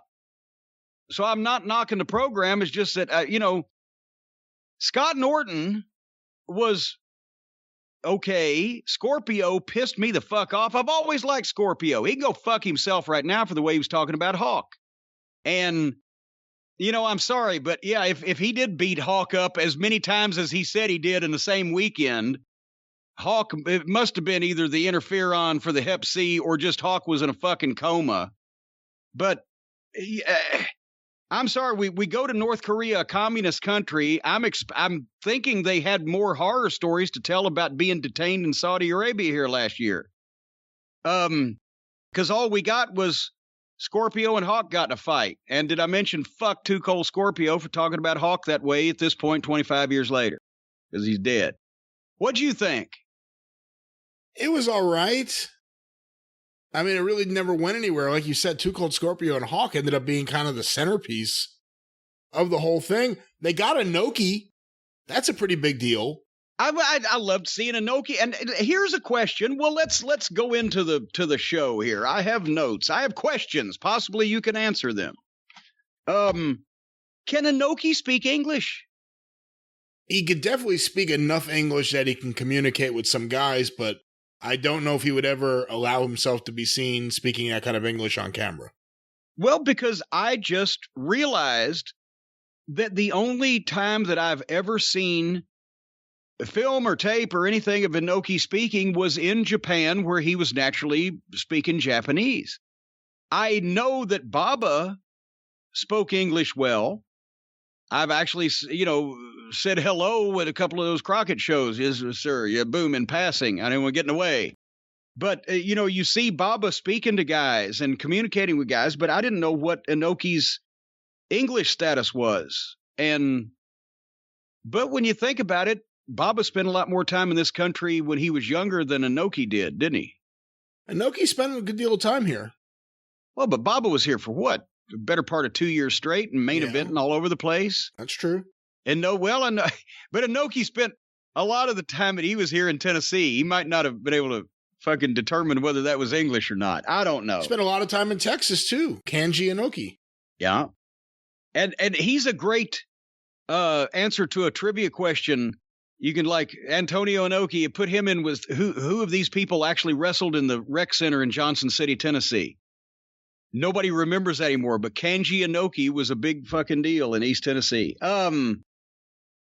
The CNN reporter may be the best talking head that they've had, and or at least the best talking head on this program, because he was the only one that actually communicated information. Bischoff is great as a personality. You can tell he was kind of not taking this seriously and just wanting to be entertaining. And Scorpio, all he could do is talk about how tough he was. And Scott Norton did go on.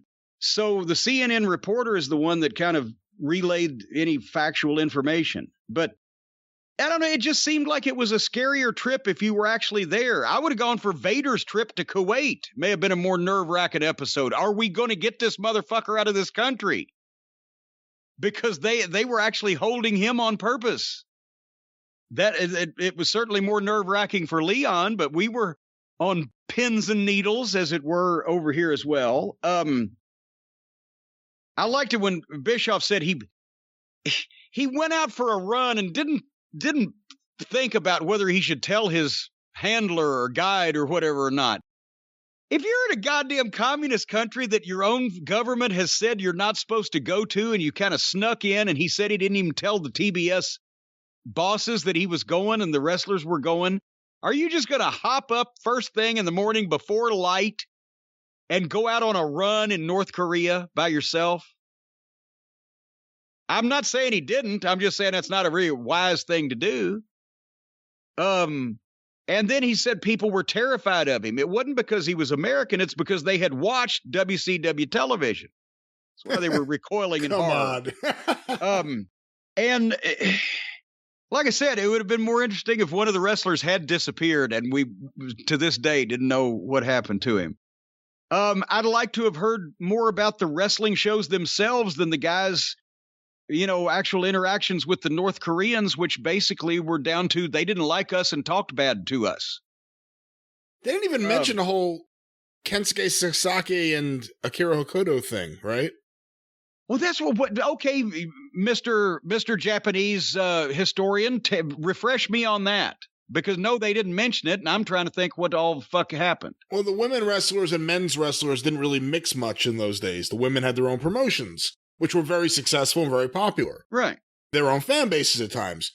So Sasaki and Hokuto meet, and the next thing you know, everyone who's there hears them fucking nonstop. Well, I remember, was that they got married and had kids. Was that in Korea, though? I believe so. That was those shows. Okay, well, I remember the story, but I don't even know if I'd want to fuck while I was in North Korea. Boy, that took some. But yeah, they met each other, and yes, everybody heard it all over the hotel for like 48 hours, and then they've been together ever since. Got married and had kids. Scott Norton said seeing Muhammad Ali dancing at the memorial made the threat of death all worth it. I'm not sure I would even, and I'm from Louisville, and I still pass on seeing Muhammad Ali dancing and not go to North Korea. Scorpio took Hawk's best sucker punch and didn't sell it. And he's going to stab Hawk with chopsticks. Fucking hell. I loved the part where the show started and they realized that nobody had any fucking idea what they were watching because they'd never seen or heard of wrestling before, except when did North Korea become a communist country? Oh, it's been a while. With after World War II? I mean, yes. But to put Ricky Dozan was from Korea, but they had no knowledge of him there at that, maybe South Korea, but not North Korea. Point is, they had said that Ricky Dozan was really Korean and he hid it from the Japanese people. That's why he became a Japanese hero, even though the Japanese people hate the Korean people. But then the Korean people in modern day found out that Ricky Dozan was Korean, right? And so did the Japanese people years after he died. So do the people in North Korea found out that Ricky Dozan was, or was it just the people in South Korea that found out that Ricky Dozan was Korean? Point is, they're saying that they had never heard of or seen wrestling in North Korea and didn't have any idea what they were watching. But at the same point, the most famous Japanese wrestler in history came from Korea.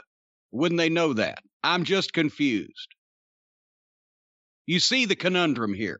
You said it in such a confusing manner that I'm confused now, too. Well, somebody out there will boil that down for us. But anyway, that's the thing. I mean, I like the show as a show to watch, but there was no horror in the horror story.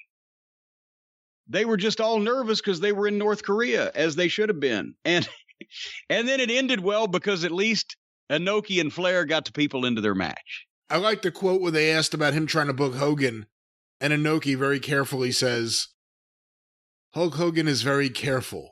Yeah. He wasn't careful with that fucking clothesline. Anyway, who knows? But next week on the Dark Side of the Ring, I will be back on the program. You may have seen a snippet that's been released already, but it's going to be Ultimate Warrior week, because Ultimate Warrior is going to be profiled on both Dark Side of the Ring and A&E's biography, and A&E actually moved their goddamn Warrior show up from their original scheduling to go before Dark Side of the Ring. So it's the same in wrestling or in television. Ratings wars, people trying to one-up people, but the Dark Side folks didn't blink. It was A&E that moved theirs up. Which one, Brian, do you think will be more truthful? One, officially approved and under the auspices of the WWE with, full access to everything that entails, and the others, the guys that go out and tell the truth about things? Which one do you think will be more factual about the Ultimate Warrior? Yeah, are you going to believe his current wife when he passed away, or his most recent wife, or his ex-wife? Because that's really what it is. It's dueling wives on these shows, isn't it? Yeah, and I bet you if Bruce Pritchard's on one channel and I'm on the other one, I know which one of those people will believe. But anyway, I'm anxiously awaiting, and we will talk about this next week. I'll want to see the biography from A&E on Warrior to see how they try to sugarcoat this rotten wrestler and goofy human being. But I'm anxiously awaiting the Dark Side episode, because anything I can say publicly bad about this clown, I enjoy it. But the one good thing about the Ultimate Warrior that I've been able to come up with in 30 years of thinking about it, the one good thing I've been able to come up with about the Ultimate Warrior as a professional wrestler or a human being, what a great head of hair. Incredible hair. And you would think that he was so muscular that he would have lost all of his hair from all of the vitamins and the supplements and everything he would have to take to be so muscular. But instead, he had a full head of hair, Brian, and that's inspirational. I wonder if they had keeps back then. You think they had keeps that long ago? No, they didn't. They didn't have keeps back then, because keeps is a revolutionary modern-day formulation. Folks, if you want to prevent hair loss, if you want to keep the hair you've got and maybe grow a little bit more back, Keeps is for you. It won't grow hair on a billiard ball. We talked about this on the last program.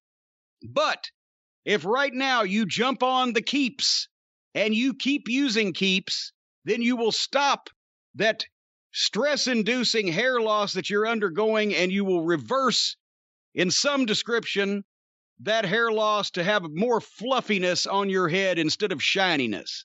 And the folks at Keeps, they love us so much and our listeners that if you go to keeps.com/JCE, Keeps, Keeps, keeps.com/JCE, you'll receive your first month of treatment for free. It's a simple, stress-free way to keep your hair.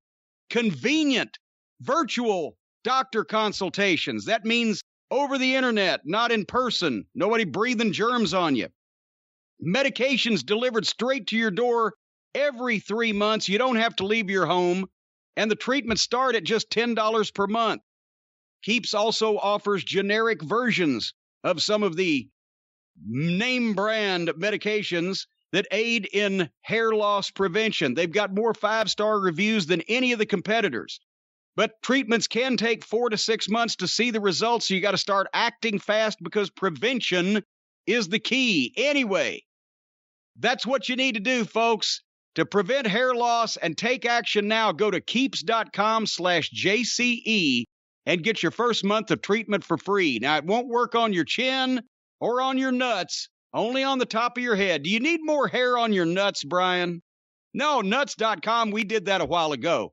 Keeps.com, folks, you need more hair on your head, and that's what Keeps will do for you. When you order from nuts.com, you don't get any hair on your nuts. Anyway, Keeps.com/JCE. First month of treatment for free because they like us. Well, Jim, people are happy to keep their hair with Keeps. Keeps is happy with us. It appears that the Turner networks are very happy with AEW right now. They could fall in shit and come out smelling like a rose. Is this beginner's luck or just the luck of the contract? I think it's it's hard when you phrase it like that. It's cheap programming for TNT and now TBS. They get a big raise. I read 8 figures, so they get $10 million to move to the other network. Well, they didn't get a 8-figure raise. They're getting 8 figures. They were getting 7 figures. Now they're getting 8. They didn't get an 8-figure raise. Excuse me. I didn't read everything. I'm willing to be corrected on that, but that's the way I read it was, yes, they're getting more money and they're getting more shows. But Tony Khan was teasing this. If you go back and look at some of the comments since this whole hockey deal came up and everybody started panicking about where the hockey deal was going to go, and NXT moved to Tuesday to prepare for the hockey deal on Wednesday, and then they didn't get it. Their parent company didn't get it, the networks. Instead, it goes to the Turner networks. So now AEW has to move nights. But as I mentioned, Tony Khan has been prefacing this. Well, I'm willing to listen to any deal that's good for AEW, but we have a contract. Yes, the guy that they got rid of that ain't there anymore gave them a contract for AEW on TNT. So now that the Turner stations get the hockey package and all that other stuff, then they have to move AEW, which the AEW fans, well, they won't move AEW. Well, of course they will, because it's a goddamn network TV package deal that they're doing here. But they have a contract, so they have to go to Tony with a deal that he accepts, because elsewise he's going to hold him to that contract and blah, blah, blah. So he's been prefacing this. Well, we're happy where we are, but we'd listen to any deal that's beneficial to us or better for us or whatever, which they got.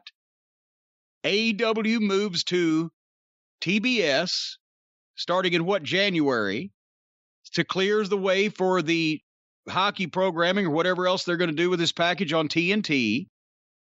They had been promised another program on TNT, which they're getting on Friday nights at 10 o'clock, which is obviously for 1 hour, which is the secondary program they've been talking about, but that will move to TBS also in January. And to sweeten the deal, to get Tony Khan to agree to do this, they get 4 basically Clash of Champions specials on TNT. They're going back to the old formula. They're going to do 4 live. I guess by the time they finished with the Clashes back in the 90s, they were doing 6 a year, but 4 live specials on TNT per year to do this. So AEW gets more TV time and they get more money, and TNT clears the way for the package they just got. And now the question is, well, I was going to say the question is, how will AEW programming fit in with TBS's programming strategy and schedules? But since there's nothing on TNT, anything remotely like it either, it'll look like a screen door on a submarine on either station. Yeah, we get plenty of commercials for that Wipeout show with Cena. That's on TBS, so we get those during AEW. Yeah, and that's the thing, is that I think somebody was talking about TNT being the more sports-oriented station, so they were getting the wrestling, but since this wrestling didn't turn out to be anyway related to sports, it doesn't make any sense to adopt that strategy or keep that strategy anyway. So, yes, AEW gets a better deal, and TNT gets the time open for what they want to do, and everybody prospers except the viewer. Because think about this. Another hour of AEW on television per week, in addition to the one we're already watching, which is rotten enough. What are they going to do on that show, Brian? Maybe, do we get to see Big Show again? Is he going to come out of the Federal Witness Protection Program since they've got another hour of network television, maybe to show off one of the, no pun intended, biggest names they've hired? Or does he stay on YouTube? No, they announced that we're going to see him on the pay-per-view. He'll be announcing the Battle Royal. Well, there you go. That's wonderful. You can't mean to tell me that somebody hasn't thought, hey, you know what? We've got Paul White, the former Big Show, working for us. We're going to have him do one interview on every TNT Dynamite with some of the talent every week, and nothing happens. He just interviews them, and that's where we mention our YouTube programming.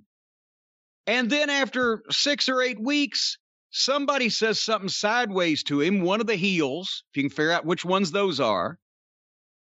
And then you end up going to a pay-per-view with just the heel or the heel's manager or the heel's partner or somebody handcuffed to the world's largest athlete, Paul White, at ringside so he can't interfere, and you can advertise that. Anyway, point is, what are they going to do on another 1-hour show? So what I did was I went and I looked at the results on the internet for all the world to see of their most recent Dark taping. That's what they call their YouTube program, AEW Dark, right? That's the original one, and then the one with the Big Show is Dark Elevation. Well, Elevation. Well, they taped for their AEW YouTube programming, whatever the fuck. I figure, well, maybe if that's the case, if they're going to have another hour of national television, they'll put some of these matches on TV, since they better, because they're going to need to fill an hour. So let's see what some of these matches are that we've been missing on YouTube when everybody talks about, oh, you got to watch YouTube to really understand all of the developments.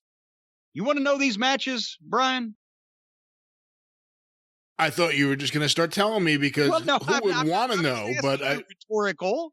I'm asking you. I am curious. I'm curious. If you would say no, I wouldn't force you. So this is Dark? So this is one episode of Dark? Well, I guess this is on the internet, AEW Dark results. Taz and Excalibur commenting on the action. Jon Moxley and Eddie Kingston versus Milk Chocolate. Who's Milk Chocolate? I don't know. The description is, Mox and Eddie came through the crowd and wasted no time. Eddie cut Justin Roberts off and attacked members of Milk Chocolate. And then they executed the double team finisher in 38 seconds. Next match. Dark Orders, Pizzeria Uno, Allen 5 Angels, and Colt Cabana versus Spencer Slade, Cole Carter, and Andrew Palace. Apparently, the minions of the Dark Order defeated the other folks in that one. Lance Archer defeated Angel Fashion. Hold on, we're still going here. Got to get to the next page. The Factory.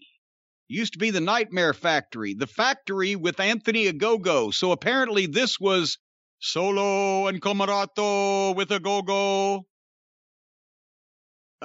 Defeated Ryzen, Jake Logan, and Rick Recon. Let's see. Sounds like Ranger Ross's partner that he never had. Rick Recon. Rick Recon. Rick Recon and Ranger Ross. Apparently, Caesar Bononi, Caesar Romero, Ryan Nemeth, Peter Avalon, and J.D. Drake were involved in a hilarious backstage segment. The Varsity Blondes with Julia Hart defeated Jalen Brandon and Trayvon Jordan. Diamante defeated Willow Nightingale. These are some fucking star-packed matches. Dante Martin defeated Aaron Fry. Nyla Rose defeated Ashley D'Amboise. D'Amboise? D''Amboise. D'Amboise. Maybe all our boys. I don't know. Apparently this got an F grade from the people grading this match. Here's the aforementioned Cesar Romero and Ryan Nemeth with Peter Avalon and J.D. Drake. So the job guys have duplicate managers and seconds. They took on Liam Gray and Adrian Alanis. And apparently that's the way that Cesar Romero and Ryan Nemeth were able to get a win, by defeating people that were apparently taken out of a local fucking daycare center. Chris Statlander with the Best Friends and My Little Dog Pockets. So the babyface has 3 men managers to take on poor little Julia Hart, who's also a babyface. And of course, Julia Hart got beat because she might be worth something to the Varsity Blondes, so let's cut her off at the knees. Jungle Boy defeated Marty Casas, who apparently wasn't cautious enough. Red Velvet and Big Swole with Kylin King defeated the MK Twins. Is this whetting your appetite for more AEW programming? No. Okay, J.D. Drake with Ryan Nemeth, Cesar Romero, and Peter Avalon took on the Dork Order's Preston 10 Vance with Evil Uno, Alan 5 Angels, and John Silver. So each one of these guys had 3 managers. And apparently, 10 beat Drake. Oh, wait a minute. I don't have my piece of paper I used to have for the team names for Jelly Nutella and Sunny Kiss. But they wrestled the Acclaimed. I've actually seen all of these people on television before. That's amazing. I didn't even realize they were still teaming up. We haven't seen them on the main show, other than Sunny Kiss at ringside. Yeah, well, somebody smart. But this was a way for the Acclaimed to get a win over, I guess, people that are breathing, and that's what happened. And then Bear Bronson took on Brian Cage and was defeated. And Powerhouse Hobbs with Hook took on Mike Seidel and defeated Mr. Seidel. That was the name of that tune. We got to watch more YouTube if these kind of quality main event matches are being spread around just willy-nilly at random, Brian. So now they're going to do another hour of national television when, besides the TV show they already do, this is what they got left over. Well, maybe they look at the YouTube show a little differently. Those are a lot of the people you don't see on TV. Maybe it's, we're giving some of these people experience. We're not putting this on TV. We're letting you watch. It's kind of the C show, the D show. It's the Kansas City to World Championship Wrestling. Here's an idea. They got a wrestling school. Let the wrestling school run some spot shows in Smyrna, Georgia in front of 100 people and let the guys get experience there. Because when you're putting these guys on YouTube, they're being seen around the world. And the problem is not that the guys that getting experience that they're getting experience. The problem is you're using wrestling school students to put your alleged stars over and then showing it to large amounts of people. And this is a problem that we will discuss in the review of their television program. But you can't just... A lot of these guys that they're trying to push are inexperienced themselves and green themselves, and they don't know how to get themselves over. What they ought to be doing is going out. I don't know if these people exist anymore, but they always have in the past when I ran promotions or booked talent for promotions. You go and you find the guys on the independents that have been doing this for a while. I'm not talking about the goofy modern day independents that use all the same guys that fucking they're using on YouTube. I'm talking about serious wrestling promoters that have been running their areas for a while. Burt Prentice in Jackson, Tennessee. Or fucking the guy, I'm sure FTR knows a number of people in the Carolinas. You find guys in their early 30s that have been doing this for about 10 years that look like they're in fucking shape, that have just for one reason or another have never gone anywhere, and you get those guys and you bring them in and you use them to put over your stars, because even though they haven't made it, they're probably more accomplished workers than the fucking guys you're pushing because they have more experience. And I used to keep a list, especially in the WWF days, but even in Smoky Mountain Wrestling, when we did TV in North Carolina, okay, I know my 4 or 5 guys in North Carolina that can work and not embarrass anybody, or Tennessee or Virginia or whatever. You're going to get Mike Sampson if you're in Virginia. You're going to get somebody else if you're down in Tennessee. You're going to get George South or whoever to come over if you're in fucking North Carolina. Well, the same thing could be done here. You don't just take guys right out of your wrestling school and put them in the ring in front of a bunch of people to put your alleged stars over that have only been in the business 3 or 4 years, if that. You get guys that have experience that you see once, and then 4 months later you see them again. And you rotate those guys. I always kept a list every time we were in the WWF. If we were doing TV in the Midwest, Chicago and Milwaukee, well, that's where Adam Pearce and some of those guys got a call. If you're in Pennsylvania or New Jersey, well, Steve Corino and some of those guys, and Ace Darling and Devin Storm, you're going to call them. If you're down in fucking Tennessee, well, I had guys down there that you could call. Or if you're in Cincinnati, you were going to get Sean Casey or whatever. Guys that should have had a spot in a territory somewhere because they were good enough, but there weren't any territories anymore. But you wanted quality workers to put your guys over because your stars that you put over look worse if they're in there with a bunch of fucking yahoos.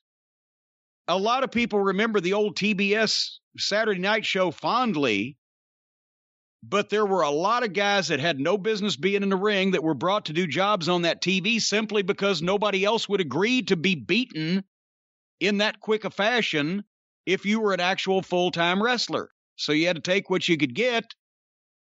And usually it was guys that Mike Jackson smartened up and put in the car and brought over for the trans. But at that case, you just played with them. But we've moved past that now, where people won't accept that. So get guys that know what they're doing to come in and do jobs for your stars so it will make them look like stars. And that's the kind of shit you need to be putting on television or YouTube. Don't have these fucking poor fucking wrestling school students out there wrestling other wrestling school students unless you're doing TV from a wrestling school. Anyway, does this mean we're going to have to watch those specials now too? I guess the Clash of the Champions, although how special will they be if it's main event matches? That's what we get for every show, other than the YouTube shows, clearly. It'll be no different. It's a 2-hour television program. The Clash of Champions was a big deal because you got to see all main event matches from a big arena and not a studio show with no names. So there's anyway, I'm happy for them that they've got this business windfall because of the existing contract they had that needed to be changed, and the networks were happy to give them stuff to have them change it. And now I'm trying to figure out what they're going to do to fill another hour of national television when the first show is rotten, and what they're going to do to differentiate the 4 specials a la the Clash of Champions and 4 pay-per-views a year from whatever because they just gave away blood and guts on free television. And not even a free television special, but just their regular weekly program. So what are they going to fill all this time with? I don't know. Maybe Brandy has some new hobbies that she'd like to share with the world. Maybe she's taking up knitting. Somebody tweeted, you know what Yoko Ono translates to in English? Brandy. Anyway, before we talk about this AEW television program, what are you doing on your fine programming this week? Another action-packed week on the Arcadian Vanguard Podcast Network.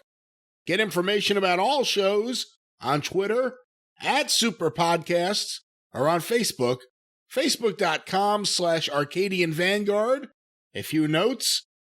This week on the Studcast, Ron Fuller celebrating 200 episodes, a big 2-part episode. Check it out today at fullerpod.com or search for Ron Fuller's Studcast wherever you find your favorite podcasts. Also want to make mention of Stick to Wrestling with John McAdam.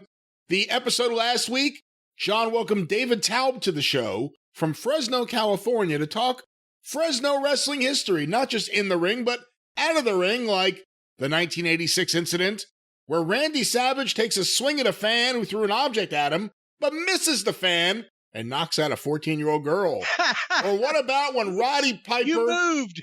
Oops, you moved! What about when Roddy Piper, Bob Orton Jr., and the Magnificent Morocco had a rather famous and notorious night in Fresno, I believe ending with a naked Bob Orton Jr. being tased and arrested? Find out more! McAdampod.com or search for Stick to Wrestling with John McAdam wherever you find your favorite podcasts. Of course, want to remind everyone, Kayfabe Memories, kayfabememories.com to go through the archive of classic wrestling content, and the message board, tinyurl.com/wrestling history forum. A lot of things in the works for the future, but go to the message board today to read about or contribute something about wrestling history. And finally, the 605 Super Podcast, The Mothership! Go through the Hee Haw archive today at 605pod.com. I'm a pickin' and I'm a grinning. Available wherever you find your favorite podcast, the 605 Super Podcast. The Mothership. All right, our programming upcoming. I've lost my program guide. Here it is. I wondered where I put it. This coming week on the drive-thru, which will be out on Tuesday, May 25th. We're going to talk, as we mentioned earlier in the program here, about the biography episode on the Warrior and all the regular drive-thru shenanigans, falderall, and tomfoolery. And the following with next week's Jim Cornette Experience, it will be out on Saturday night, May 28th, and maybe a couple hours later, because we're going to try a big one here, folks. Not only are we going to talk about the previous week's Most Wanted Treasures, not only are we going to give NXT another chance, I'm going to give NXT another chance. I'm going to watch it. I'm going to watch some of it. I will watch anything that catches my eye, because AEW next week is postponed until Friday night. So for the first time ever, I'm going to watch AEW live as it happens, unable to fast forward, from 10 to midnight on Friday night, that fucking weekend. I haven't stayed up till midnight on any night in months, possibly since the pandemic began, possibly. And I've never watched this show live where I couldn't fast forward through shit. So I'm not going to be in a real good mood. I can just tell that right now, next week on the program. But we're doing that for the people, for the cult of Cornette.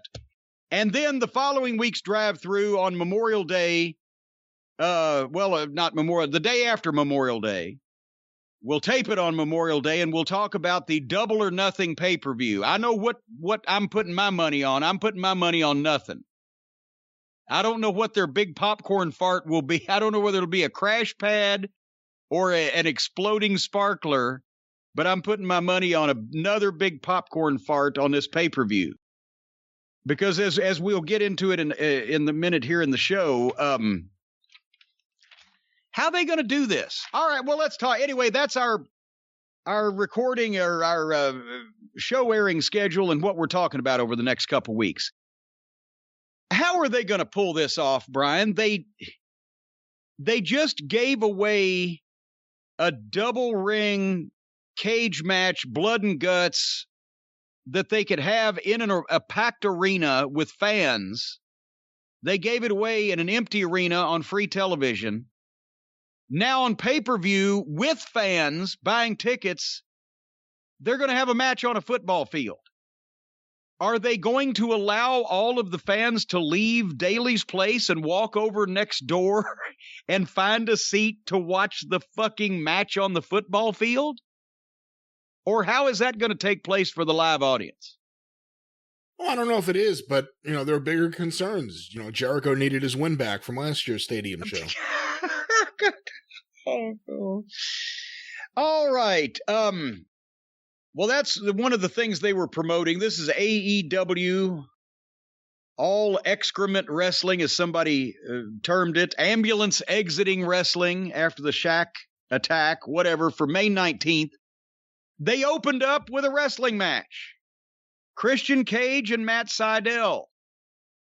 I'm going to try to give credit where credit is due. There was nothing silly or stupid or phony or unprofessional about the work that either of these guys did. So I don't want to take the piss out of everybody, out of everything, rather. Two experienced professionals. Christian Cage is a guy that would keep Matt Sydal from doing too many acrobatics just for the sake of doing them. And they had a very good wrestling match. Having said that, it did absolutely nothing for Christian Cage or AEW business in general. First of all, I like Matt Sydal as a person, but especially the way that he's been presented on this program and the way that he's been presented really, which is not on national television since pretty much his WWF run. And they announce him at 166 pounds. They can't even push it to 180 something, and people would buy it. But you've got Christian Cage opening this program against a guy that has not only not won a match, he hadn't won a tag match or a single match on television, is barely seen, and he's at least 50 pounds smaller than Christian Cage and announced as such. And that's one of the things, too, because whenever I think back to, Christian, around the time he first got signed and, whatever, his first decade on national TV, because he was in the land of giants, I always think of, a skinny, slight guy, even though he's in great shape. No, he's at least 6'3". But he's never looked it compared to, when he's in the ring with a bunch of big guys, he's never looked as big as he was. He always looked like one of the skinnier, fit. He's in great shape, but one of the smaller guys. He's in there with Sydal. Not only did they announce Sydal as being 166, going to what I said earlier about the Iron Sheik when he was younger, he could have made 166, 200 and no one would have blinked. But I thought that Christian looked gigantic next to Sydal, which is something considering what I always thought about Christian. Well, and here's the thing. I'm not trying to knock either Christian or Matt. And Matt's a good talent. He does, as I said, too many acrobatics sometimes for his own good, but he's been places he's experienced. They're having a good wrestling match. In a vacuum, this was a good wrestling match. The problem is they don't have anybody with any more name value or star power to put Christian Cage over, especially opening the program. And after last week's setup, Matt Sydal's the one that interrupted Christian Cage's interview. Matt Sydal was acting like a smart-ass heel and basically told Cage that he had signed the contract. He was going to face him this week. But here, not only was Sydal working as a total babyface, but Christian was the rougher and more heelish guy, and he's the one that got the fucking set of heat on Sydal and gave Sydal a comeback instead of the other way around. So besides the fact their setup and follow through on the presentation wasn't even consistent, Besides that, Matt Sydal takes this brand new main event guy, and I don't say brand new to the business, obviously, but brand new to this company, main event guy, past 10 minutes and was more than competitive, was actually on the verge of taking it at the end. And every time a name comes into this company, they have competitive matches for the first several months and then suddenly start getting matches with job guys.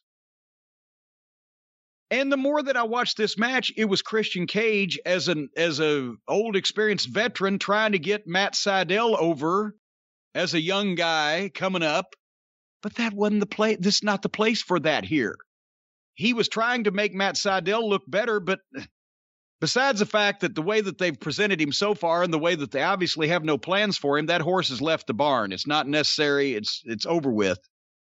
But after taking 7 years off out of the business and coming back in here to make a splash, he needs to be more impressive than taking 10 minutes to barely beat Matt Sydal. That's what they don't understand. They figure these guys have to come in and have the best matches on TV first, and then they can get little things like wins later on. That's completely ass backwards. So then, after they established Matt was the smarmy, smart-ass heel last week that shoehorned his way into this match, then they have a match where the underneath guy is clearly portrayed as almost able to beat the new big star they've signed, who is acting as a heel, even though the other guy was a heel last week. And then, after they have the match and Christian finally wins, then they hug and shake hands. And then after they hugged and shook hands, Ricky Starks comes out to the stage to cut a promo on Christian Cage. And he kind of beat around the bush without telling people that he broke his neck. But he doesn't want to be on the sidelines, blah, blah, blah, but obviously he can't do anything physical, so he's calling Team Taz out. But Team Taz doesn't come from the stage, they come from behind. And there is Matt Sydal still standing in the fucking ring, waiting for what? He got beat, he got hugged, he got his hand shook. Get the fuck out of there. We're doing business with the main event talent. You didn't see the package before the match, did you? This was the first fucking match. Yeah, and there was a package, I believe, showing that Sydal had a problem with Team Taz on one of the YouTube shows. Oh, good Lord. Well, of course there was. The job guy's still in the ring, getting in the fucking way when the grown folks are talking. Don't fucking conflict your goddamn programs and angles and bullshit to make it fucking more complicated. And they had a problem. Well, maybe they had a problem with the guy that gave him a parking ticket in the parking lot at Chili's last week. Does he need to come and hit the ring, get involved in this? So that the Team Taz comes from behind, and Hook goes around behind and fucking, he has to do a certain kind of suplex that he knows how to do, the Northern Lights suplex with the bridge or whatever, on Matt Sydal.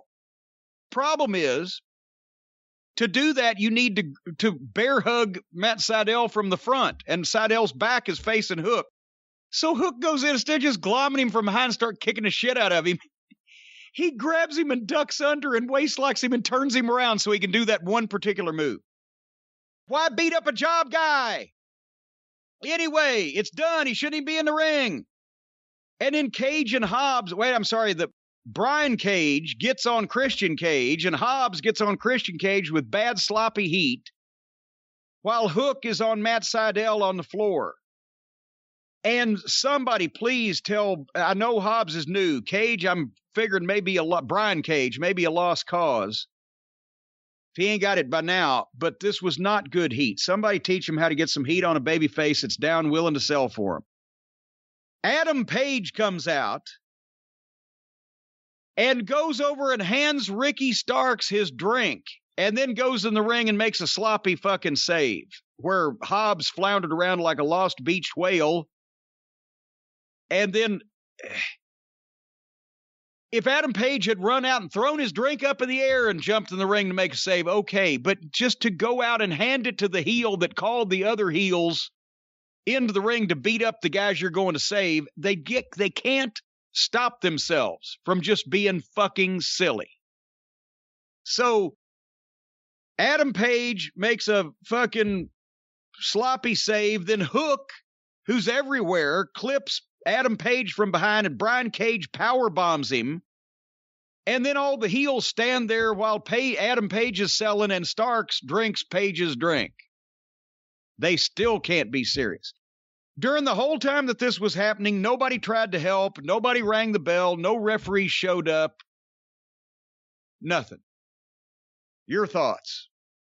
This is the second time they put a Christian Cage match on first that, while technically good, the Kazarian match in this, didn't really do much for Christian Cage, and also... Oh, I forgot about Kazarian gave him even rougher go than Seidel did here. So Cage is going out every week and winning by the skin of his teeth. It seemed like the match had a little bit of a purpose, at least early on, before, the post-match angle and everything. The commentators are using this match to just sell you on everything else that was coming the rest of the show. And I'm not saying there's anything wrong with that for anyone who thinks anything I say is negative criticism. But that was what they used the match for. And you kind of summed up the rest of my thoughts about it. I know that a Christian has been around long enough. Maybe he just realizes, okay, they're going to pay me a lot of money. I'm just going to try to make a lot of these guys look better because none of this is going to make any difference. But he ought to know that he needs some type of name value people to work competitive matches with, or he needs to just beat some people in fairly succinct fashion at first to get over to begin with.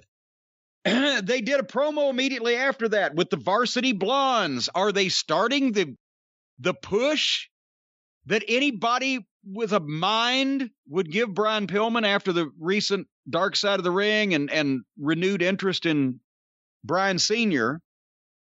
But of course, since he's already, I won't say stuck with Griff Garrison, Griff is growing on me. He's tall and skinny and pale. It's the hair. It's the hair that's just ridiculous. It just makes him look like a fucking goofy job guy. If they'd get him a haircut, he's got better hair for Jungle Boy than Jungle Boy does. Yeah, there you go. Well, no, I wouldn't want to see that hair on Jungle Boy either. But yeah, somebody do something with Griff's hair. But now they've got Julia Hart. She's their cheerleader. She's cute. She's short, makes them look big. So imagine this, starting a push for Brian Pillman.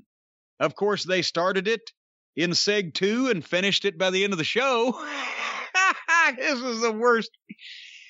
This is an award winner we're going to get to, folks. Stay tuned. I'm going to explain why the main event of this show was the worst finish I have ever seen in professional wrestling and why everybody involved doesn't have a fucking clue what they're doing. The interview that Brian and Griff did was all putting the Bucks over as great people. We don't know what happened to them, but they were great. Well, I owe them my career, is what Brian said. And then Griff chimes in with, yeah, I was at a local show in 2018, and I got to work their merchandise table. Fucking hell. Can you make everybody on your program sound like a bunch of fucking nerds? Just a bunch of fucking sorry-ass, dickless nitwits. You know what this promo could have been? Because they had fairly decent delivery, just horrible material. They need a producer that has them speak like grown men instead of fucking basement-dwelling video game playing wrestling marks. I was at a local show in 2018. What Griff Garrison could have possibly said was, in 2018, I was just a rookie. I was just starting out in wrestling, just a teenager. And I go to an event where the Young Bucks are in the main event, and they come in and I offer to shake their hand because I was a fan of theirs. And they said, hey, kid, you want to carry our bags? Well, I got news for you, Bucks. I was just a putz kid then, just a teenager. But right now I'm 6 foot whatever the fuck he is, and I weigh whatever the fuck, and I'm bigger than you are. And me and Brian have worked long and hard to get where we are. And we've got an opportunity, and we're going to make the most of it. So whatever's going on in your guys' minds, whatever's changed your personality, I don't think there's any change. You were pricks to me when I was a teenage kid that looked up to you, and now that I'm a grown man standing in front of you, I'm going to be a prick to you back. That might have been what they had Griff Garrison say, but instead they had him recount the day that he worked their merchandise table. Fuck. Anyway, we'll get to that match later on. They had a promo with Eddie Kingston and John Moron. I think that needs to be Moxley's new name. Anybody that's a fan of the bank-addicted drug robber needs to be John Moron. Kingston can be funny without being silly. I wish and Moron is Moron.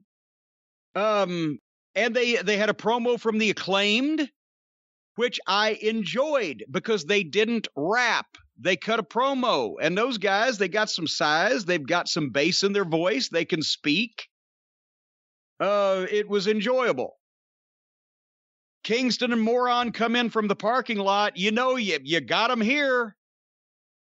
The Wild Thing is now not the Trogs. Now, who is it? It's not Joan Jett either. It's X. I thought it was Joan Jett. I was wrong. It's X. A great band from Los Angeles, by the way. Do you think they changed the song? Because he had to pay for this, too. Did they change it because we called them out last week that they had the wrong one? I don't know. I wonder. Did he sign the wrong one-legged band? That's what I wondered. I feel bad for the member of the Trogs that was sitting by his phone and got the call. You're not going to believe this. There's a cutting-edge wrestling company that's going to pay us money so they could use your song from 1965 to be the entrance music for a man coming in from the parking lot. Oh, great, money, sign me up. They just called. They decided to go with another version of Wild Thing. Another version of Wild Thing? What do you mean? I'm in the Trogs. Chip Taylor. They changed after one. There has to be something to that. They got the wrong song the first time. I bet nobody noticed till they played it. Because why else would they change after 1 week? Will there ever be another wrestler to come to the ring to a song before 1965? Well, Pomp and Circumstance. Who's going to come to the ring to that now? If they ever use that again for somebody imitating Randy Savage, I don't know. What about the original Nature Boy by Nat King Cole? Anyway, the Acclaimed, and I will say this, it was a good line when the one that raps said, yeah, you told Moxley, said, your wife wants me for one of her oral sessions. But they paid for this because they buried these fucking guys deeper than Davy Jones's locker in this match. Kingston and Moxley jump-started it, kicked the shit out of them for a long time, and finally, with no heat spot, a member of the Acclaim just stopped Eddie Kingston, and they went immediately to break. During the break, the heels got the heat on Kingston. They come back from the break. They've got a hold on fucking Kingston. Moxley comes in to break it up. The Acclaimed had the chance there to double team and switch behind the referee's back. Remember, they had Kingston in some kind of hold. Moxley broke it up. The referee's putting Moxley out. The other Acclaimed member jumps in and kicks Moxley a couple of times, but right there is where you both throw 3 kicks in rapid succession from either side of the baby face. The legal guy gets out. The illegal guy stays in. The referee turns around. What the fuck? Didn't you see the tag? That's the way heels get heat. No, the illegal guy jumped in through a couple of kicks, and as the referee was turning around, he jumped out. Then, when the illegal guy got back out, the partner tagged the guy back in. The guy got back in, then realized he wasn't supposed to get in and got back out, and then went to the top rope so his partner could accidentally knock him off the fucking top rope.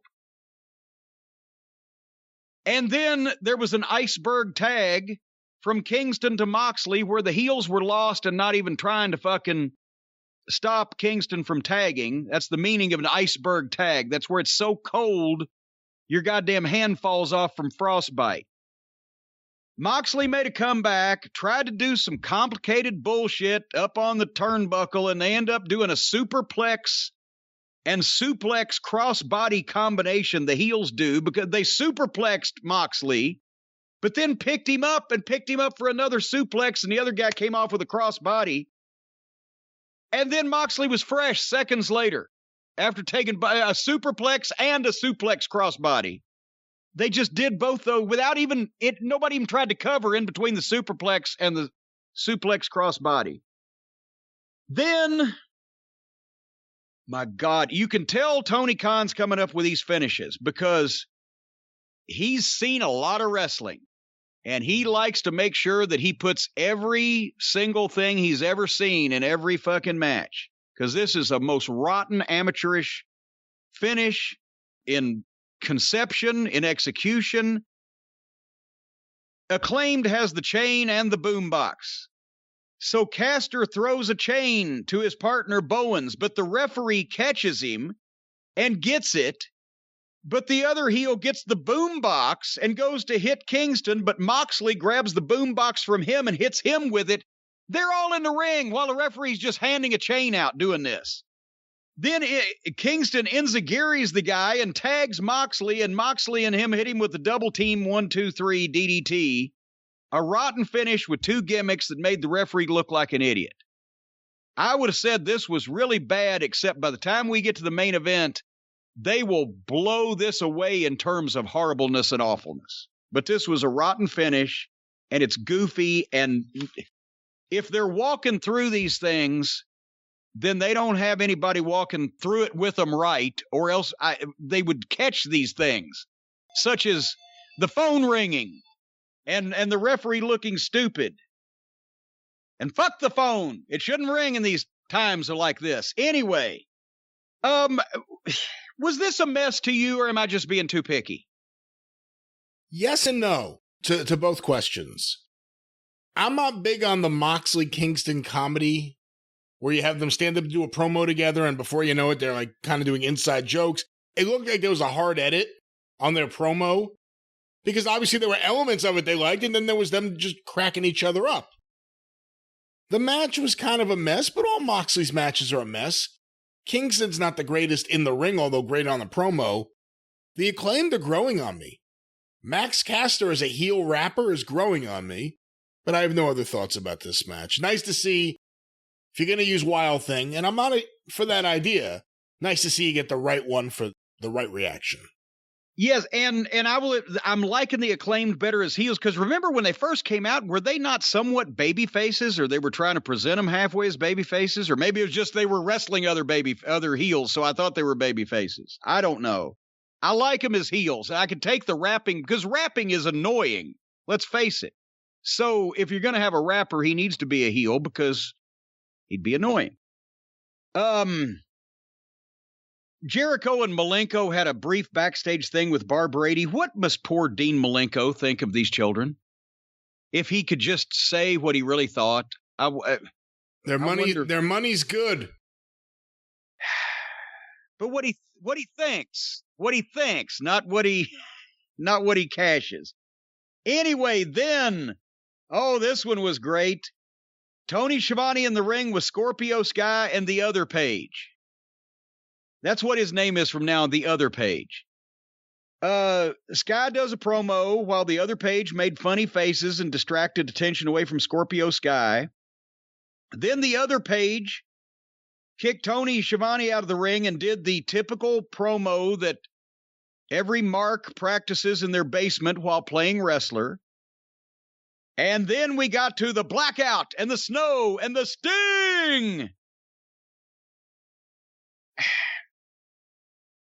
It would help if any time Sting came out in these snowstorms and these blackouts because of things that have been said about him or his friends or things that have been done to his friends or whatever. Does he always just have to walk out like he's fucking going to get the paper? And while they're looking at him, here comes Darby Allin from behind with a skateboard and gives the heels the worst looking shots I've ever seen with the skateboard. And why was that? Because a skateboard is too awkward to work with. So don't do it. Fuck, Sting at one point actually had a pretty good fucking skateboard gut shot to one of these fucking goomers.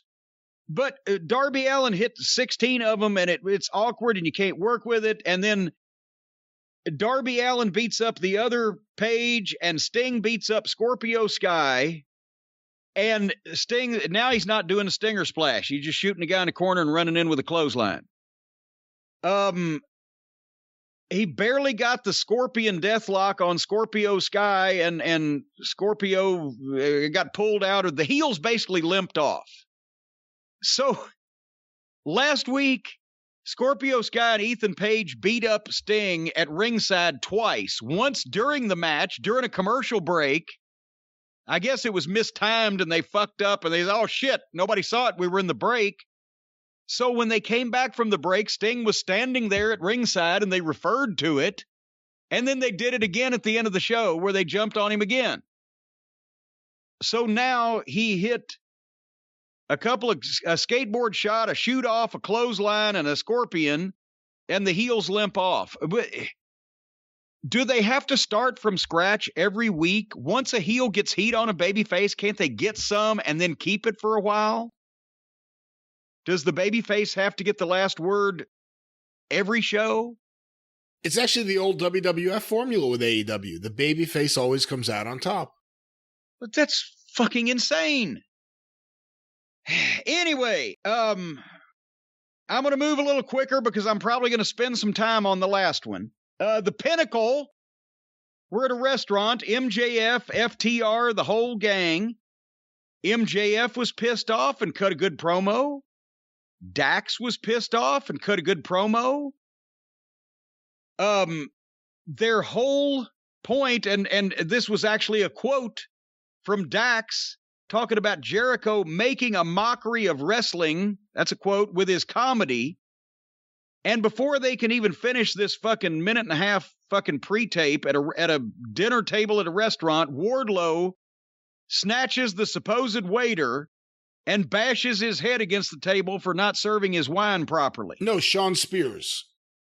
Was that? I thought it was Wardlow. No, Wardlow downed the bottle of wine. Wardlow downed the bottle of wine, and Spears had, I thought he had a blonde mohawk. That was 2 weeks ago. That's why I got him confused, because he's back to black. Point is, I turned off an MJF promo. They couldn't even go through a minute and a half taped interview where they're all supposed to be mad and pissed off, and one of them is even talking about Jericho making a mockery out of wrestling with all his fucking goofy comedy, and one of them starts doing goofy comedy. No, you didn't physically attack the fucking waiter. You just told me this wasn't a real waiter, and this is all bullshit. So fuck you guys. You managed to make me turn off an MJF promo. I don't know what else was said, don't care. Once the waiter bit the dust. That's why I didn't realize which one of them did it. Was there a need for that? No, and I thought about that because I thought it was a good promo. Like you said, Dax was great. MJF, as always, great. I didn't really like the Wardlow drinking the wine thing, but okay. With the Sean Spears thing, I don't know if it's something to set up that's his new thing, that he has a temper and he snaps, and but Tully has to throw money, because I don't know if you saw that. Tully threw money at the waiter to justify how did they get out of this mess. No, bribery. No, he didn't. No, he didn't. No, he didn't. He didn't throw money at the waiter to justify it because the guy didn't attack the waiter because the waiter's fucking phony, and this was phony, and it didn't need to be. And every time they do something like this, it just makes people go, oh, fuck.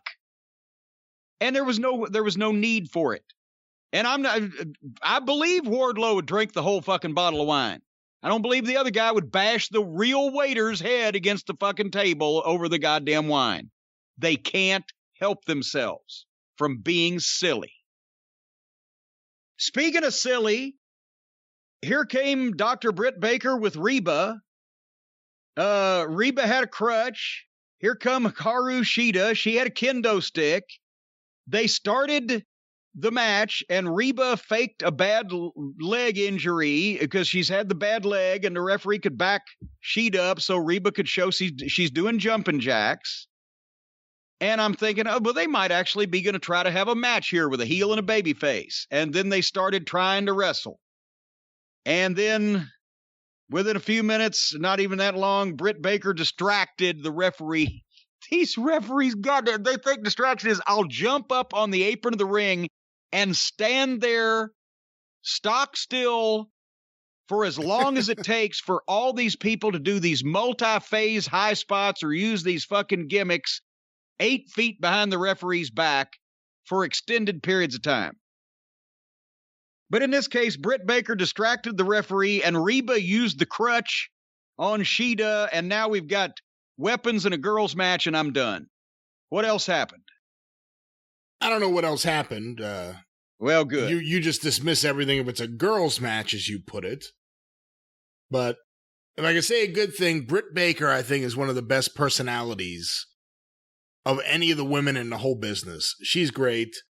We'll see what happens if they give her the title finally. She should probably have it. She should probably have the title. Well, did you hear what somebody said? Shida's dream has always been to defend the title in a sold-out arena, so they're keeping her the champion until she can actually fulfill her dream of having a match in front of people in the arena.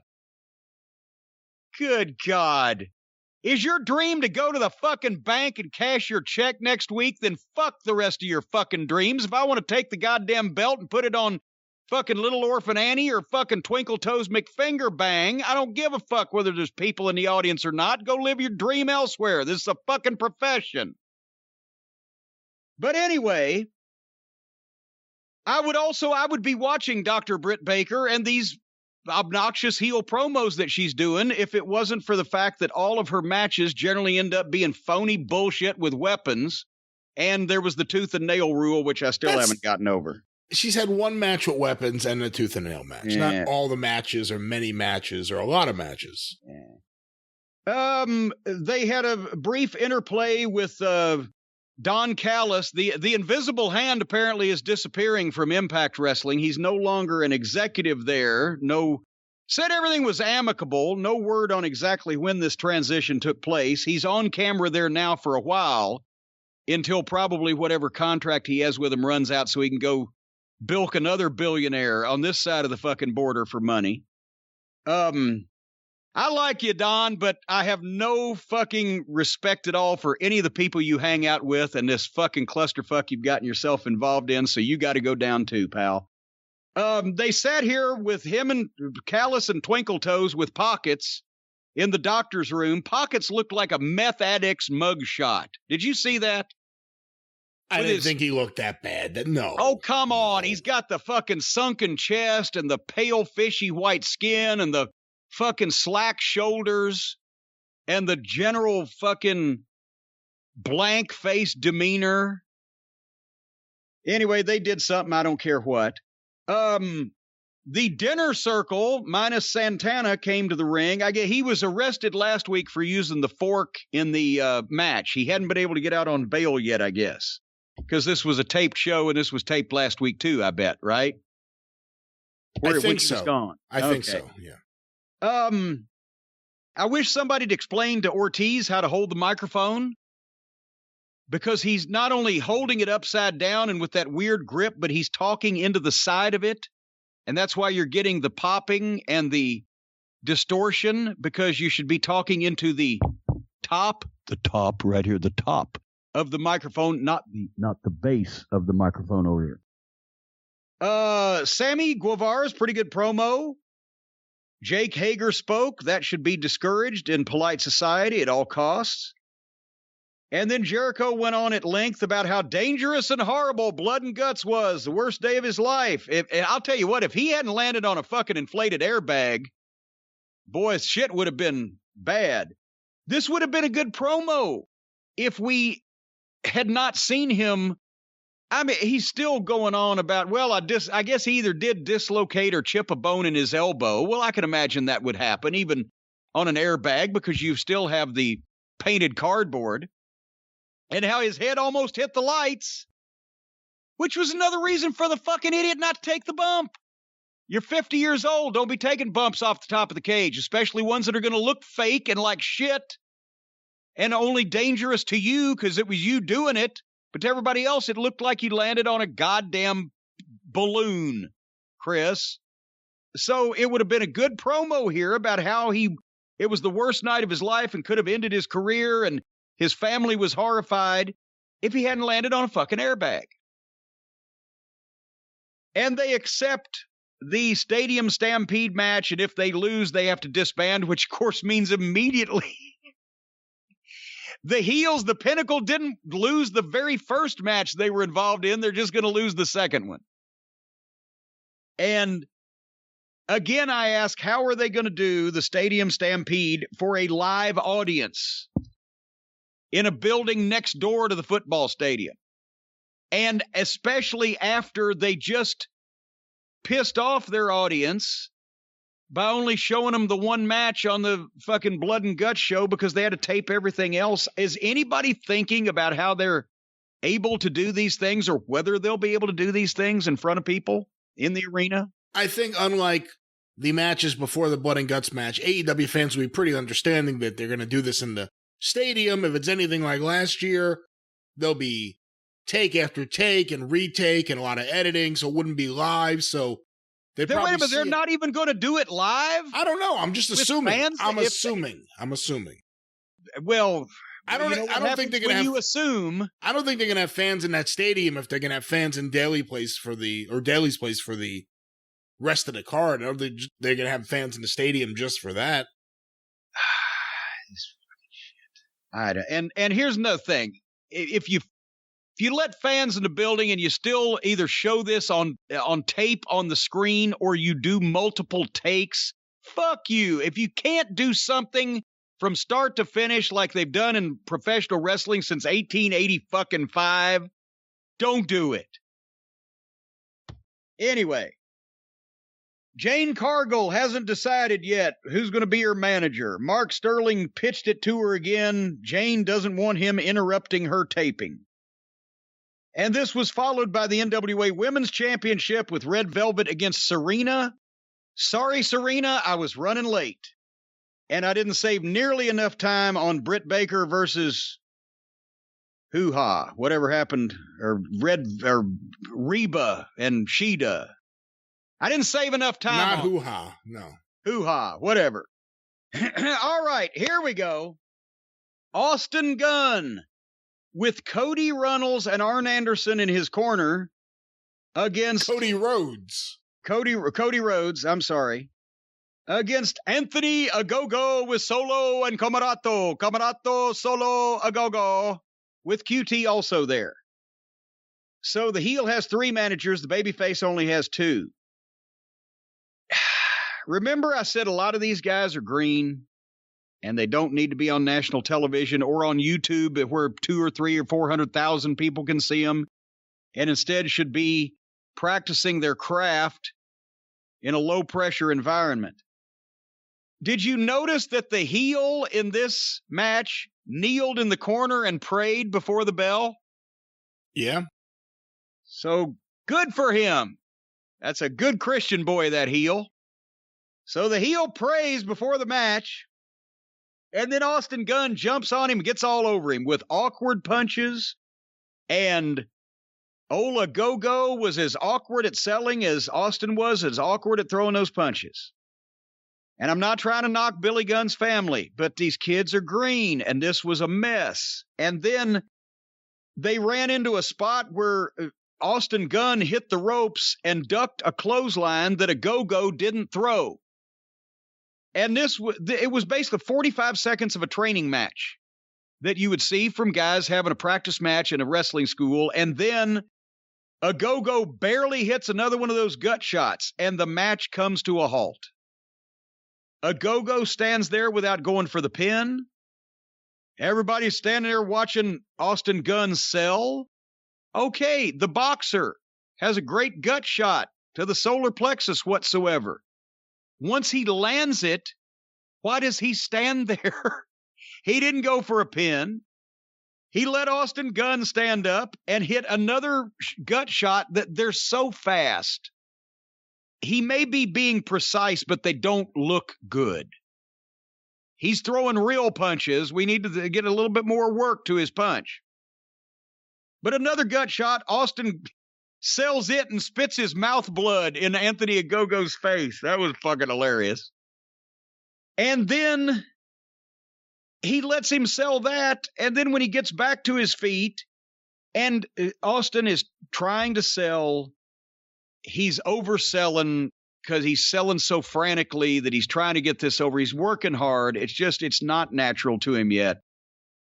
But then the boxer hooks Austin Gunn up under his arms and boosts him up in the air like for one of those lucha libre hup cheerleading wrestling moves, and then hits him with a right cross, and suddenly the referee stops it. Austin Gunn tried his hardest. These guys are too green for national television. This was rotten execution. Whoever's trying to get this fucking gut punch over, if he's a boxer, give him a knockout punch. And it's a whole lot easier to throw a good-looking punch to the fucking jaw or the neck than it is to the fucking stomach anyway. For fuck's sake. This was a mess. And I don't know how to explain what they're trying to do otherwise than this has to be another Tony Khan idea, because nobody with any experience would not be picking out all the things that I just fucking mentioned. These guys are both out of the Nightmare Academy or whatever it is. All right, moving on. So it's a Cody thing. And there was a big post-match thing where, again, the England-USA feud, Cody comes out with the American flag over his shoulder. So stupid. I can tell you're done with the match. I could tell. Yeah, I'm done. The best segment of the program was next. And guess who was in it? Bluto. I am astonished. And this even shows even more than ever before how fucked up his introduction was. Miro does an in-ring interview. Well, he thanked Jesus Christ, which this is the most religious bunch of heels. One heel's praying and crossing his heart. The other heel comes out and thanks Jesus Christ. But now he looks good. He's got his gear on. He's doing a promo like a badass with bass in his voice. He's not playing video games. He's not wearing pink Minnie Mouse t-shirts. He's not hanging around with his little mascot Pip and his virginal girlfriend Penelope. They're not doing phony shit with undercard goofs like the Best Friends. This guy might have gotten over. I mean, it's too late now, because now we know that he really is a guy who wears fucking Minnie Mouse shirts and fucking plays video games and goes off with goddamn little Pip to fucking play video games or whatever. But at least it's good to know that he could have gotten over if he'd come out like this at the start. What the you got this guy, he sounds like this, he talks like this, he looks like that. Where has this guy been for the last 6 months? What are they doing? I told you, this is what I thought this guy had in him. And I must admit, I love this segment. I love this promo.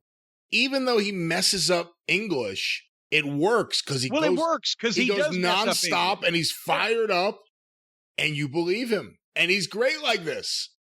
Keep him away from the Kip Sabians and the Penelope Fords. They put the TNT title on him. I don't think it's over for him there. It's over for him with you. But I think with the AEW fans... But he's had people laughing at him for a while now with the phony empty video game cabinets and the stupid... I agree. It's all stupid. But once they have fans back in there and he starts coming out there as TNT champion and killing people and doing a promo like that, which you got to imagine the people there in the building would react to, I think it could be good. We'll see how they mess it up. But I've liked what I've seen from Miro the last few weeks. Ever since they blew off everything with him and Kip, I've liked everything I've seen from him.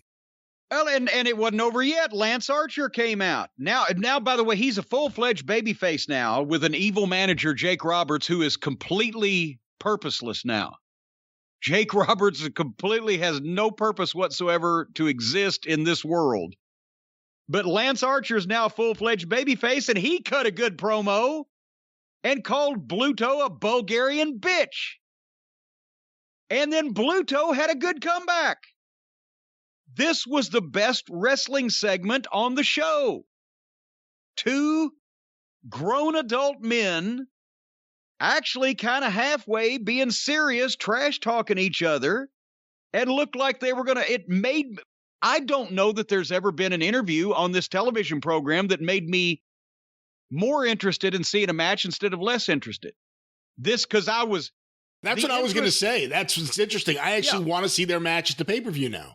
And believe me, my interest in seeing Miro versus Lance Archer before this promo could not have been lower. So anything would have fucking jacked it up, but this was good.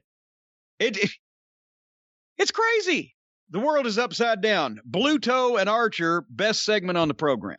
Best wrestling segment on the program. Other people did good cheerleading or whatever. Anyway, and then here we go. From the penthouse to the outhouse. The Varsity Blondes versus the Cucamonga Kids. This was the worst finish I've ever seen on their television program. This was the worst burial of talent on purpose I think I've seen. Unnecessary burial of the Blondes. Unnecessary stroking of the Cucamonga Kids' ego for no reason. Once again, maybe somebody can convince me that they're just really stupid and don't know anything at all about wrestling psychology. I can believe that with Tony Khan, but not with these two little pricks. I think that the Jackson boys know exactly what they're doing every time they bury one of these young teams, while at the same time supposedly trying to help elevate them, sometimes even putting them over. But all in such a ass-backwards fashion that it somehow just makes the Cucamonga Kids look good and everybody else looks like a complete idiot. Anyway, somebody cut Griff's hair so he'll look like a male grown-up. That's all I'm asking you. But Julia Hart looks good with the Varsity Blondes. They've got the matching outfit. Pillman's looking good. As I said, Griff, his effort is growing on me. Please tan. Please put some weight on. But goddamn, somebody cut his hair. I bet you that Pieface and his brother Balding, the Cucamonga Kids, are charging Tony Khan for these outfits, making him pay for it. What do you think? The fucking Jesse Ventura feathered cap that Baldo was wearing. I don't know if he is or isn't, but I think it's good. I mean, that's the one thing I've liked. A lot of things about the Bucks' heels, and them coming out there and being total heels as a smarmy tag team. It works. I think it's good. But I'm just saying they can't be buying these things on there. They've had a new outfit every week. They got to be making Tony Khan pay for it. Anyway, the Varsity Blondes opened up hot, and the Bucks bumped for them. Even though that idiot Brandon Cutlet with the face shield at ringside, he was getting in the way, but the first 5 minutes of this, it looked like they actually had caught the fucking plot. The Bucks were heels and bumping for the baby faces, and the baby faces were looking as good as they could. Now, of course, we're reviewing this match in a vacuum. I'll say this real quick. The way to give the Varsity Blondes a push is not just because there happens to be a well-regarded television program on containing one of your talents that a lot of people see and makes him a sympathetic figure. Yes, you should push them, but maybe don't fucking take them from almost obscurity and give them a world tag team title match in a week. Can you imagine if they'd again gotten some good mid-card heels to put together as teams from various places around the country, guys that halfway know how to work, that aren't signed up to one of the other companies, and give the Varsity Blondes every other week a nice win on television, and every other week a nice little personality piece or some type of promo so we hear them talk. And after 2 or 3 months, then announce that, well, you know, son of a gun, these guys have come along, and from losing preliminary matches back last summer, now they are in contention with their streak of wins for the tag team title, and then give them a match when they're somewhat over with these supposed World Tag Team Champions. Because basically that's what happened. The Bucks, for the first few minutes, they worked like fucking heels. And then they just foiled the Varsity Blondes double team move and cut them off with the same shit that they do as baby faces. That goofy backflip where the guy has to stand there and let Pie Face fucking put his legs on either side of the guy's head. And then the other one comes with a drop kick. They've been doing that for 10 fucking years. They were doing that in 2011 in Ring of Honor. I thought it looked stupid then. But at least they were just underneath baby faces, so I didn't give a fuck. But anyway, they didn't cheat. They foiled the baby faces double team move, and they cut them off with their same baby face shit they do, and then they make mean faces after to differentiate. We're not baby faces, we're heels. Then, to bury the opponents even further, Pie Face holds his brother Balding Buck's hand, and old Balding did a tightrope walk across the ring from one turnbuckle to the other and then jumped off that turnbuckle onto Brian Pillman on the stage, who had been sitting there on the stage waiting for that the whole time. So they just foil a babyface's move, cut him right off face to face without cheating, then fucking do some phony bullshit that makes the babyface have to sit there and wait for him, and then they go to the break. And during the break, they got heat on Pillman the whole time. And when they come back from the break, Pillman hits the old crossbody off just like his dad. Shot him off into the turnbuckle. Brian jumps up, hits a crossbody off the turnbuckle on Balding Buck. And both of them are selling, and right there's the point they could have set up the hot tag. That's the point they could have started setting it up. But instead, they just did it. Simultaneous cold tags. All that work for nothing. All that heat on Brian Pillman meant nothing. They start over again. Every time you give your fucking babyface a cold tag, you're just starting over. Brian hit the crossbody, and the direction he was going, because he came off of a neutral corner, once that they took the crossbody and went down and he rolled off of the Buck, he was rolling toward a neutral corner. He could have kept rolling and got into that neutral corner. And the Buck could have gone up, and since he was about to tag anyway, because they did simultaneous cold tags, Balding could have tagged Pie Face. Pie Face could have jumped in over the top rope while Balding dropped down in the corner because he's just been crossbodied. Pie Face jumps over the top and goes after Pillman, but Pillman fucking leapfrogs him or ducks between his legs or rolls past him while the other Buck's still in the ring. He can get up and he can go after him, and Brian can evade him and go to the other neutral corner. Both of the Bucks get together and charge in side by side, and that's when Flying Brian Pillman Jr. leaps off the top rope and does a flip over both of them and dives and tags old Griff Garrison with the fucking rotten hairdo.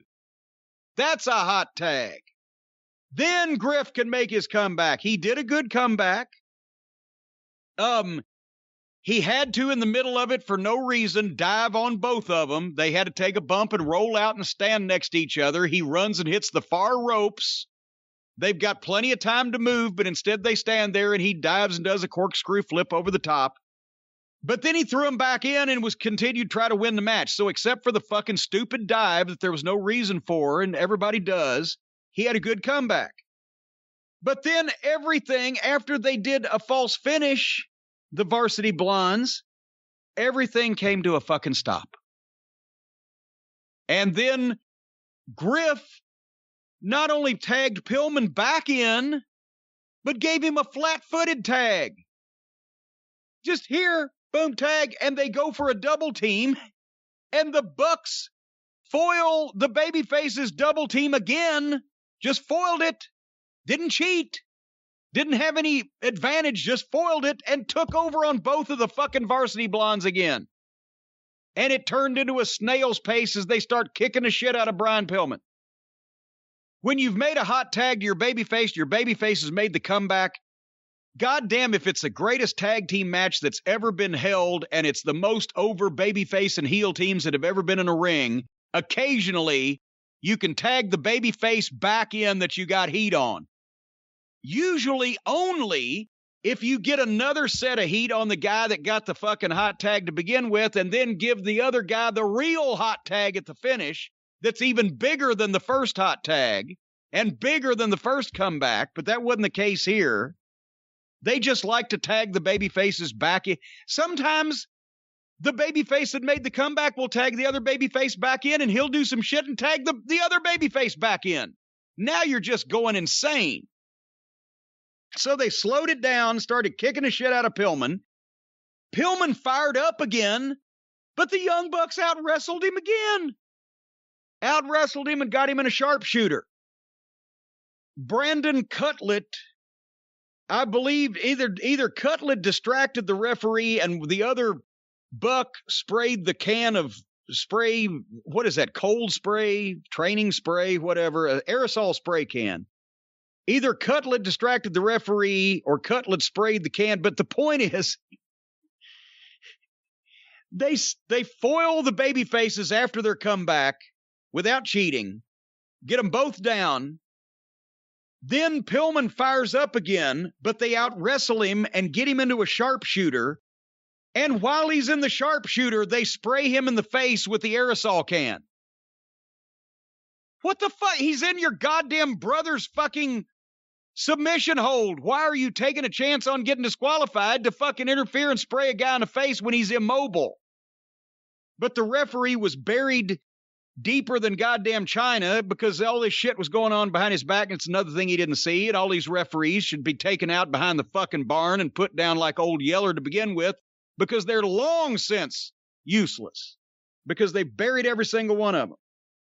So then, after they spray Pillman in the face while he's in the sharpshooter, they super kick Griff, knock him out of the way, and then old Pieface gets another spray can thrown into the ring. And this time, Julia tells the referee, and the referee, oh my gosh, he sees it in Pieface's hand and doesn't disqualify anybody. He just takes it away from him. And as he's handing that spray can out, they throw a third spray can into the ring to Pieface, and Pieface sprays Julia in the face.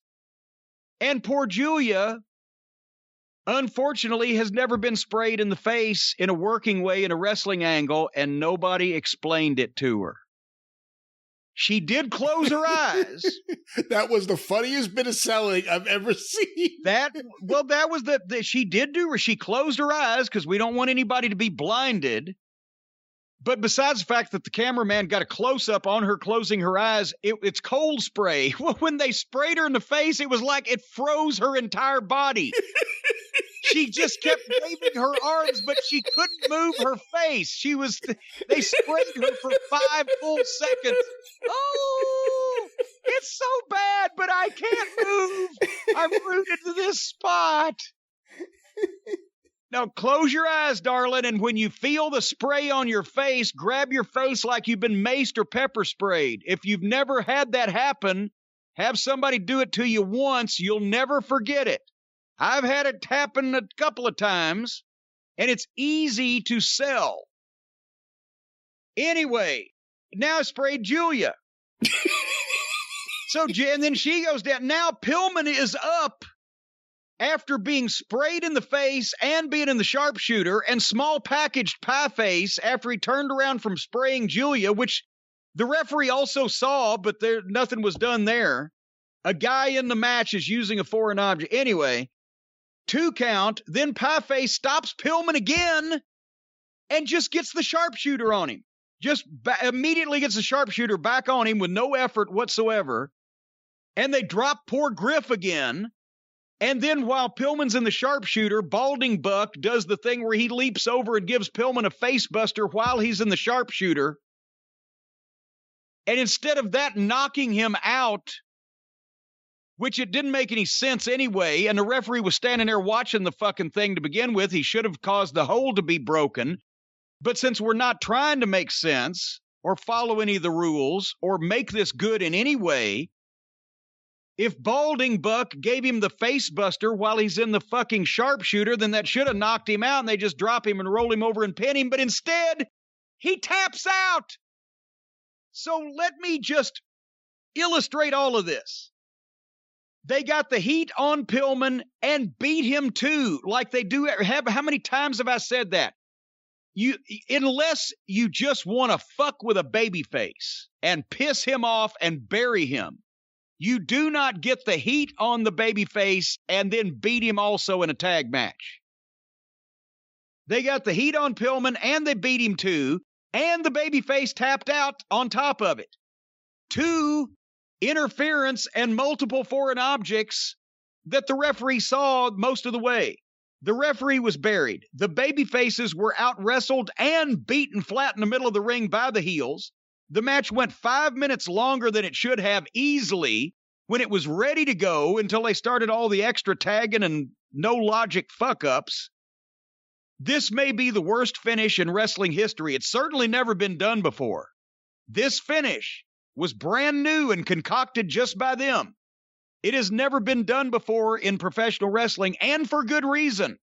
Because it sucked, it made no sense, and it buried the baby faces.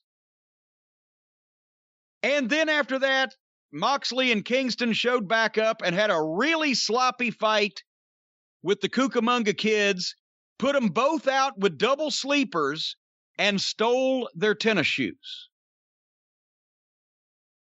So, I don't know what to say about this fucking thing, but I think that I not only, if I was in charge of this company, I would have fired everybody involved in it and whoever fucking came up with it and the agent, if any, that helped lay it out. But I would go around ringside and fire selected fans also just because it was that bad and I would need more people to fire.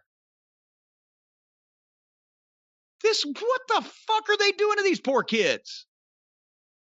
This was the plan they came up with after that Brian Pillman episode of Darkside. A lot of people are seeing Pillman Jr. He's got a lot of sympathy. They mentioned in the promo last week, and then they bury him. Well, I shouldn't say bury, but then they beat him this week on TV. They buried him. They did everything that anybody that's been in wrestling for 2 years could tell you don't fucking do. And they're doing it on purpose. And they tell these kids that don't know any better and have never had it explained to them because nobody's in a wrestling school anymore. They're in sports entertainment school and gymnastics class. The biggest part of wrestling school, of wrestling training, speaking from someone who's done it at a high level for a longer period of time than most folks out there, you teach guys how to think about wrestling. And you teach them how to do the moves safely, but any chimpanzee can do that. That's why Rip Rogers had umpteen amateur classes. And he could train them all how to do the moves and do them safely. But then when they got on television, when they started being used on house shows, that's when they were brought up in the OVW program, and it's the same thing as any other territory. That's why we modeled it after that.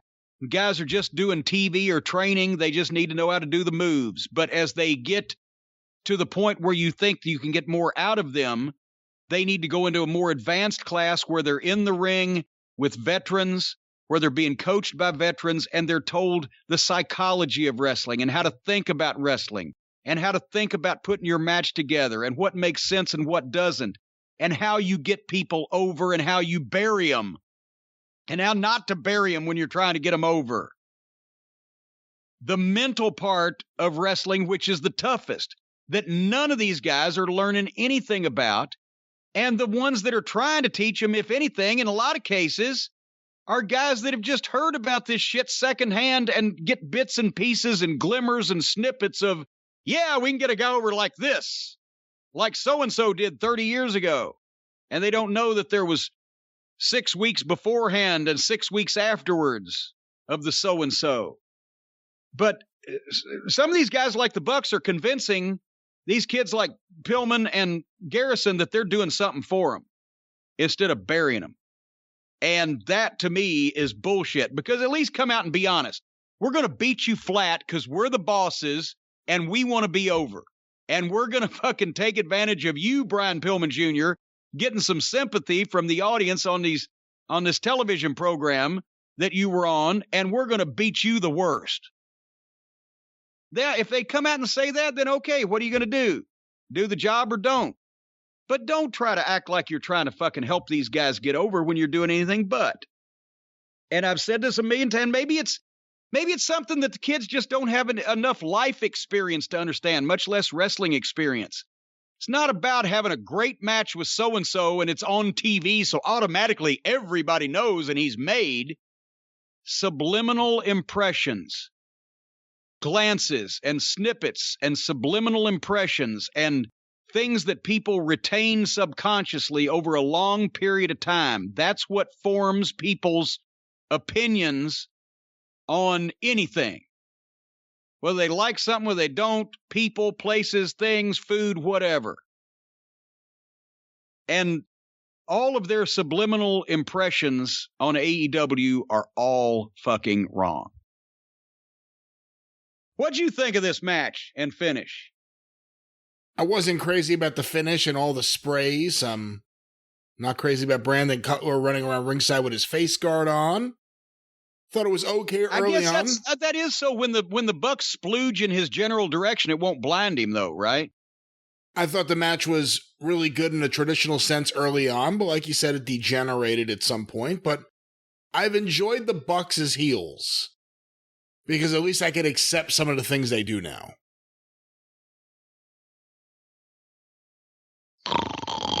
Oh, I'm sorry. Yeah. They're heelish. That's true. You're sleeping now. Imagine when you watch Dynamite live on Friday next week. Oh, Christ. Maybe we can get old Drake Wirtz to come in and be their manager. That'll really get him some heat with me. That's probably the only thing they could do in the world that would make me like either of them less. Anyway, closing thoughts, if any, on this television program. By and large, one of the better episodes of Dynamite. Boy, in that case, I want to see Miro and Lance Archer. Actually, that's a horrible indictment of the rest of the episodes of Dynamite, then. I want to see Miro and Lance Archer. They got me hooked to... All right. Okay, it's, you know what? Thumbs up, then. I'm going to give them a thumbs up on the TV program because for the first time, they had 2 hours and they actually made us want to see one fucking match. Anyway, next week, more of this. I already gave you the schedule. We're going to talk about the biography on the drive-thru. Next week, we're going to go for broke, folks. I'm going to see what NXT is doing, if they can lure me back. I'm going to watch this next week's fiasco of Dynamite live as it happens, where I can't fast forward it, and I'm going to be up till midnight. Goddamn, I may turn into a pumpkin. I may turn into a werewolf. We'll be howling next Friday night. You know, as a matter of fact, just a few weeks ago, I saw a werewolf drinking a pina colada at Trader Vic's. His hair was fucking perfect.